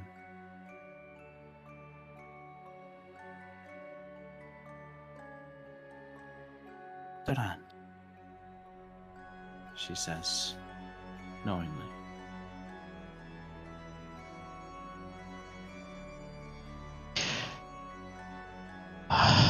Greetings, Raven Queen. This odd feeling of comfort, of despite the unknown that surrounds you, the void in all directions, the sort of anxiety that comes from that is eased by this being's presence. It's almost like a maternal kind of aura that she gives off, that cascades over you, that washes away the cold, washes away the prickling pain, the fear that you had not moments before when you were on the verge of unconsciousness and death. There's just a ease of mind and body. Well, what brings you before me? Um, It is... Sorry. It is unusual that I would have so much interaction with the same group of people, the same ones whose life threads seem to be intertwined and connected, without needing to ferry them to their promised place of rest.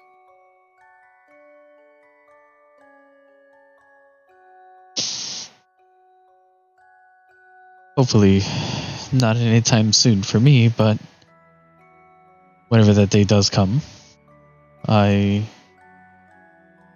I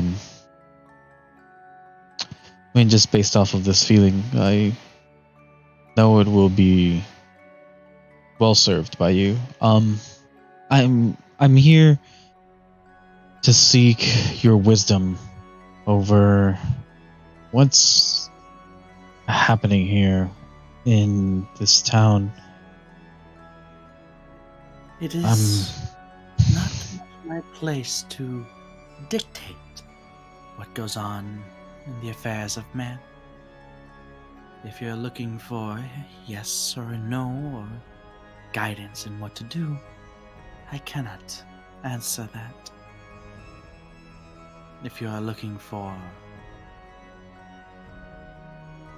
my stance on certain things, my words, my wisdom, my beliefs, well, you called it wisdom. I could offer that. I cannot offer a choice. That is yours, and that's something that should be taken away. I understand, and I'm grateful. Of course, always that given a choice, but still, this situation with these vampires,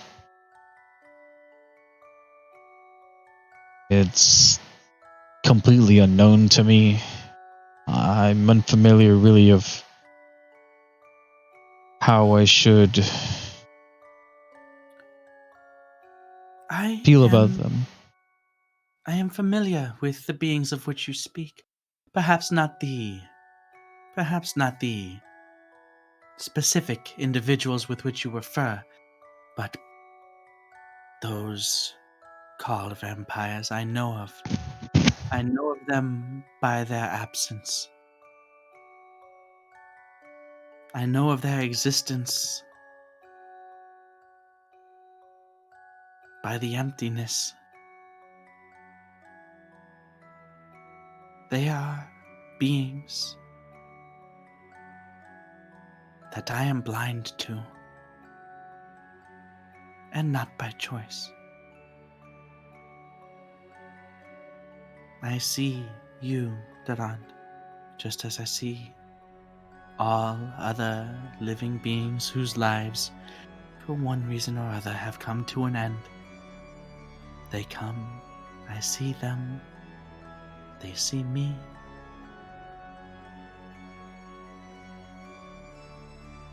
These entities of which you speak, I do not see. I cannot see. And they will never see me.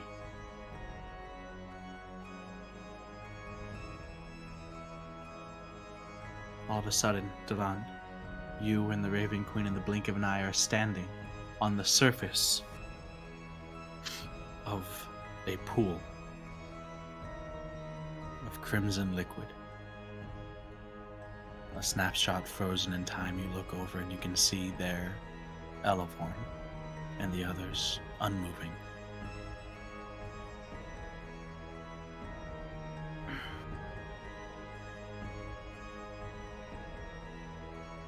Raven Queen extends a hand, and from it, a single drop of blood seems to materialize almost and then fall into the pool below, joining the rest. Life is short. Yours your friends, even those creatures that you had spoke of, despite the nature of them and their defiance of the natural order of death, their existence does eventually come to an end. No more than a drop in the pool that is eternity. When your time does inevitably come, as it does for all of you, you will join and become a part of eternity in one way or another. They will not. They cannot. And that is why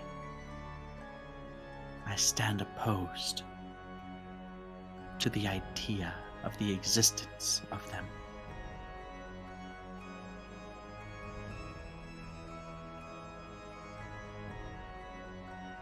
It takes them out of the most important. It denies individuals, it denies life, the most important part of their existence, the largest part of their existence. There is no fathoming the scope of what lies beyond for each and every one of you. And this vampirism denies individuals that.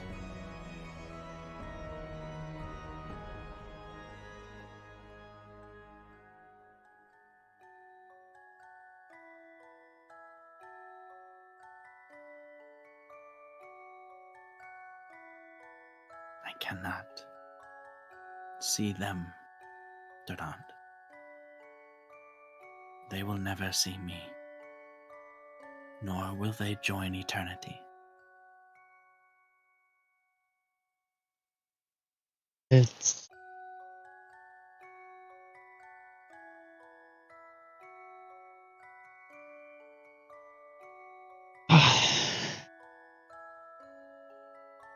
it's sad. It's that feeling of like you're about to cry kind of sort of thing. I think that's what he was feeling. Um, it's not fair. No one chooses death, yes, but this is something that's taken away from them even further because they're not even. What you're telling me, they'll never be guided by you ever. A curse bestowed upon them that they did not even choose? Can it be reversed? Have you heard of anything? So it has been for a long time. My domain is guiding the mortal souls who have come to their natural end, to the place with which they belong, to their place in eternity. I am not the end-all, Durand. I am not the only being, the only entity who seeks domain over this, however. There's a reason that the curse of vampirism had been brought into the mortal world. There is another being of comparable power to mine that brought it to them. Were it up to me and within my abilities to erase it, I would. But unfortunately, as you know, but perhaps have never been able to see or feel as you do now, the tangible sense of the reality that there are deities who exist, who are not good.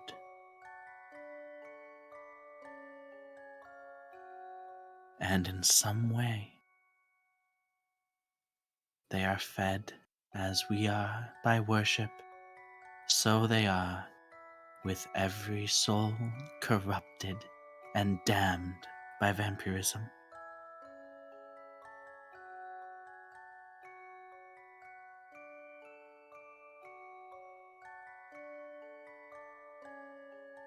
Such is the way of our cosmos. Balance. It is not fair to each individual, no.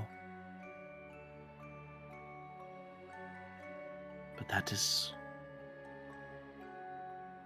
why we exist. It is why, like you, have the feelings that you have right now, why you fight against it.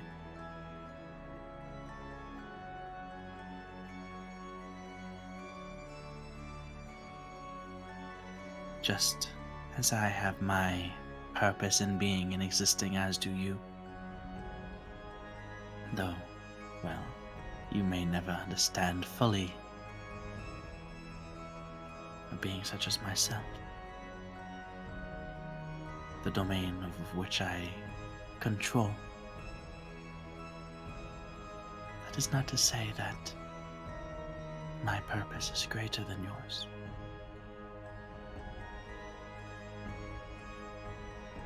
As much as we wish that this was not the case, that the world, that the universe was a fairer place, that is simply not how it is. That's why there are people like you who fight for that. It is why I believe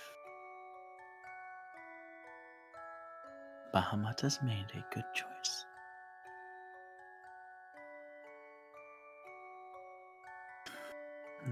She exhales a soft, warm sigh that itself kind of embraces you and comforts you to some extent. And without even having noticed it, you are being held in a motherly embrace by the Raven Queen, who is now unexplainably about 2-3 feet taller than you, as your head is pressed and held gently against her chest. There's a soft sigh and exhale on your part. Is there anything else you want to say?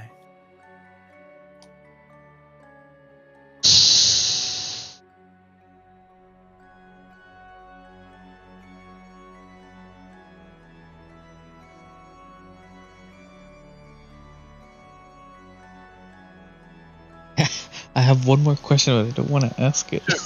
Ask it. Do it. Ask it.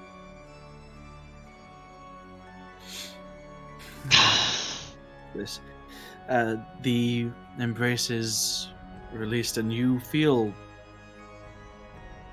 this childlike both vulnerability, but not just vulnerability and sort of weakness, but also the comfort of knowing that you're safe. As you now stand maybe a couple feet away from the Raven Queen, who, again, the perspective and depth perception that you have shifts, and her height again seems to have changed to one of a more diminutive stature.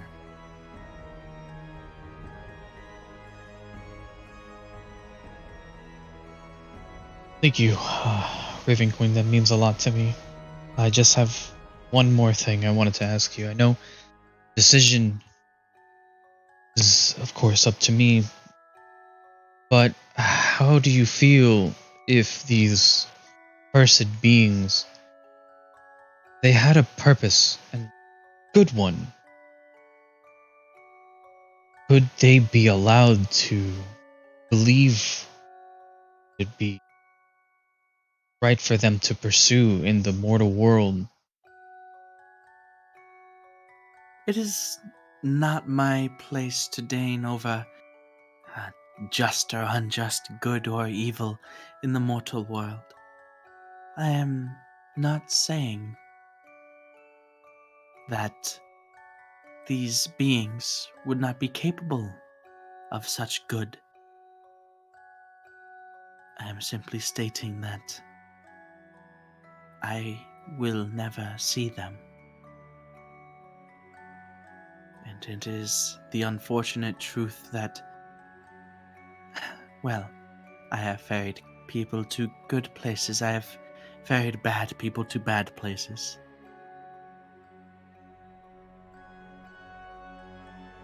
I do not doubt that they could do good, just as I do not doubt that they could do bad. That does not change the fact that when their existence ends, I will be none the wiser.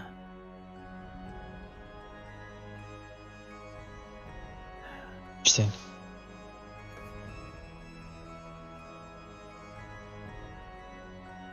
Thank you again for your wisdom. She kind of straightens up and looks into your eyes in a way that's a little bit disarming, slightly unnerving. Would you like to see where it is you will be ferried, Daran? Um.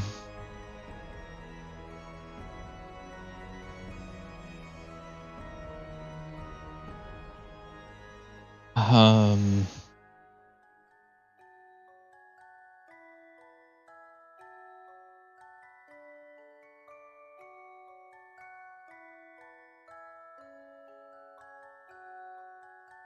Possible to know that already?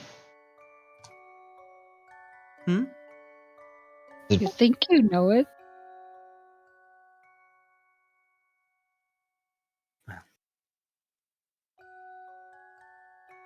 In time. No, yes, I believe in time it would be better.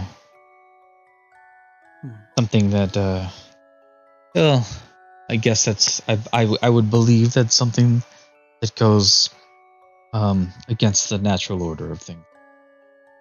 When the time comes, I will find out. Indeed. And she just stands there as you sort of feel yourself again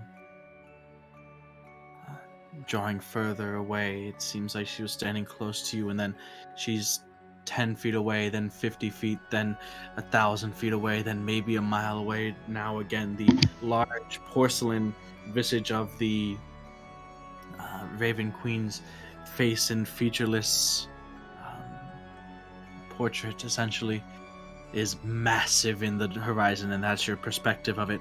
Before Elevorn, you see, seemingly out of nowhere, you don't see what causes it, but there is a small, like, ripple, as if a droplet had hit the pool, although you didn't see any splash or anything else.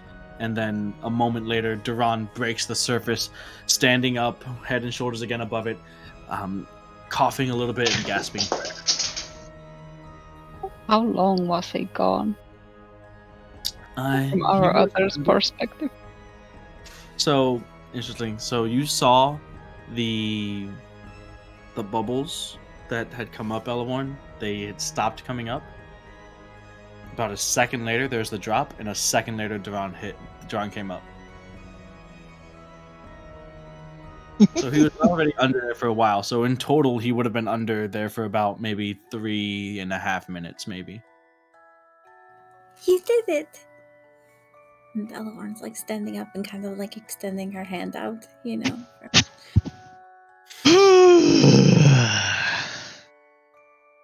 My You gosh. did it? Or you didn't? Yeah, yes, we did it. As he wades himself back to you. There, as you kind of climb out of the pool, standing a little bit behind Elevorn with towels, is Bernard. I think the gods wouldn't have known what to do. Duran is like a red and blue, purple dragonborn now. A purple dragonborn. Uh, Is that a thing? No. Mm. you're completely whole new being. You're a new breed. I'm a new breed. Yeah. Alright. I went in a blue dragonborn. I came out a hybrid. Hybrid. The hybrid. Down. A true D. As you soak this towel through with the crimson liquid, you stand there in front of Elevon. Whatever clothing you have on, completely ruined. Those tiny whiteys are red now. Ready Weddies. Yeah. Readies. You you wouldn't happen to have a change of clothing, would you? I'll see what we have. Might be a bit tight. It's okay, I'm used to it. I've worn worse. Perhaps there's some places that could. I'll be right back. Thank you. Elevord is just happy that he's okay, and she's not really noticing that she's, just kind of like okay with him standing there like that, Mm-hmm. And then in the moment she's like, "Oh, I'm sorry," and she's just going to turn around really quickly. I'm just so happy to see you, So I was happy to see you. I mean, not like you.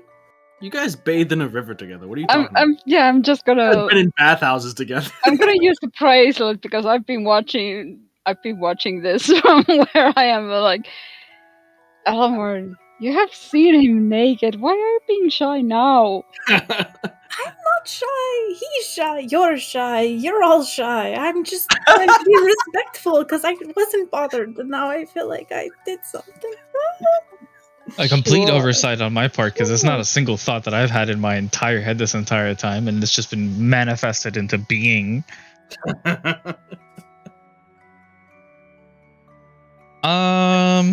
Yeah, can I dip in the pool again? You're just gonna go back into the pool? You wanna talk to the Raven Queen again? No, definitely not that. Well, I have You just towels. wanna make some laps in the pool? Yeah. That might be a bit disrespectful, but what? No, I have towels. I'll cover as much as I can with every towel, all of the towels. All the towels. What about it, Pepper? Pepper is against Duran going back into the pool. I'm against me going back into the pool.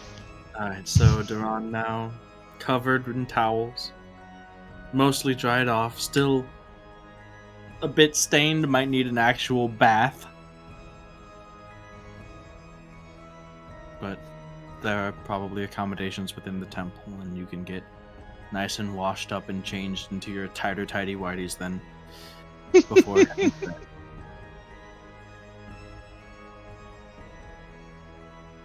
Everyone's all embarrassed now, but she had no problem watching him walk into the pool. True. It was solemn, okay? It was like religious right, and I don't mind if he's not. It's not. I just. As long as the potential of dying is there, then she's okay with it. But now that I'm alive is when she's nervous and shy. I just thought you were, I'm like kind of awkward talking to you with my back to you. Like, I just remembered how weird it was in the bathhouse with you in there. Weird. For me, you guys were completely calm. Well, there, Dion wasn't. I was pretty calm. You weren't calm. And I never will be. in these scenarios. Neridion was super calm about it. Yeah, she was. Elevorn is just like, animals don't wear clothes, whatever. Right? Y'all have no decency, no dignity. I think Neri did explain why she left the room at that one point, but it wasn't because she was embarrassed. But I think Neri explained it. Y'all have no shame. So, you guys take your blankets, take your pillows. Some of you begin to rest and head down to bed. Daran, do you get yourself washed up properly? Get your clothes and your overclothes and your armor, if you so choose, back on. Do you so choose? No. No? Okay. So after you have washed up and you've placed the sort of overgarments, I suppose, that you wear over your undergarments back on, you head back out to the temple area where Elevorn has a little bit of a place set up, and a place has been set up for you as well. Two of these benches that are on opposite sides of the central aisle. You see a little makeshift bed with a blanket and a pillow on it, and Elevorn just kind of sitting there, almost like half meditating, but staring out over the pool and waiting for you to come back. And you return, and two of you sit together for a moment, and that's where we'll pick up next week.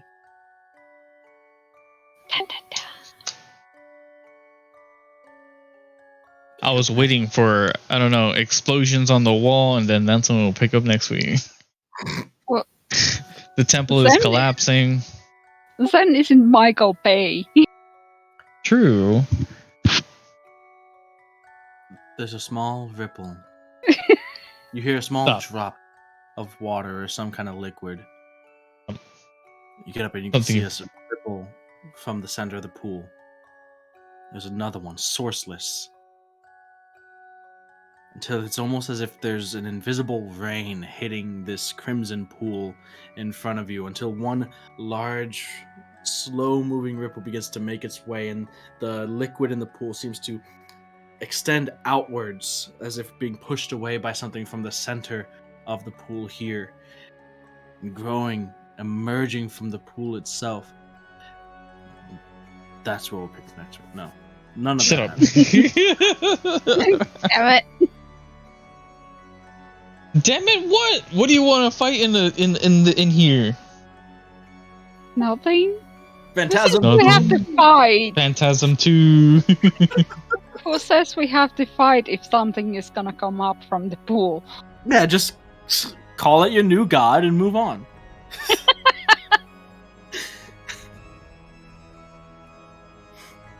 Like, nope. Whatever you are, I'm on your side. Yeah, look, I'm too tired to fight against a god, so hey, how about can I be If I say my bedtime prayers to you, will you not kill me? yeah.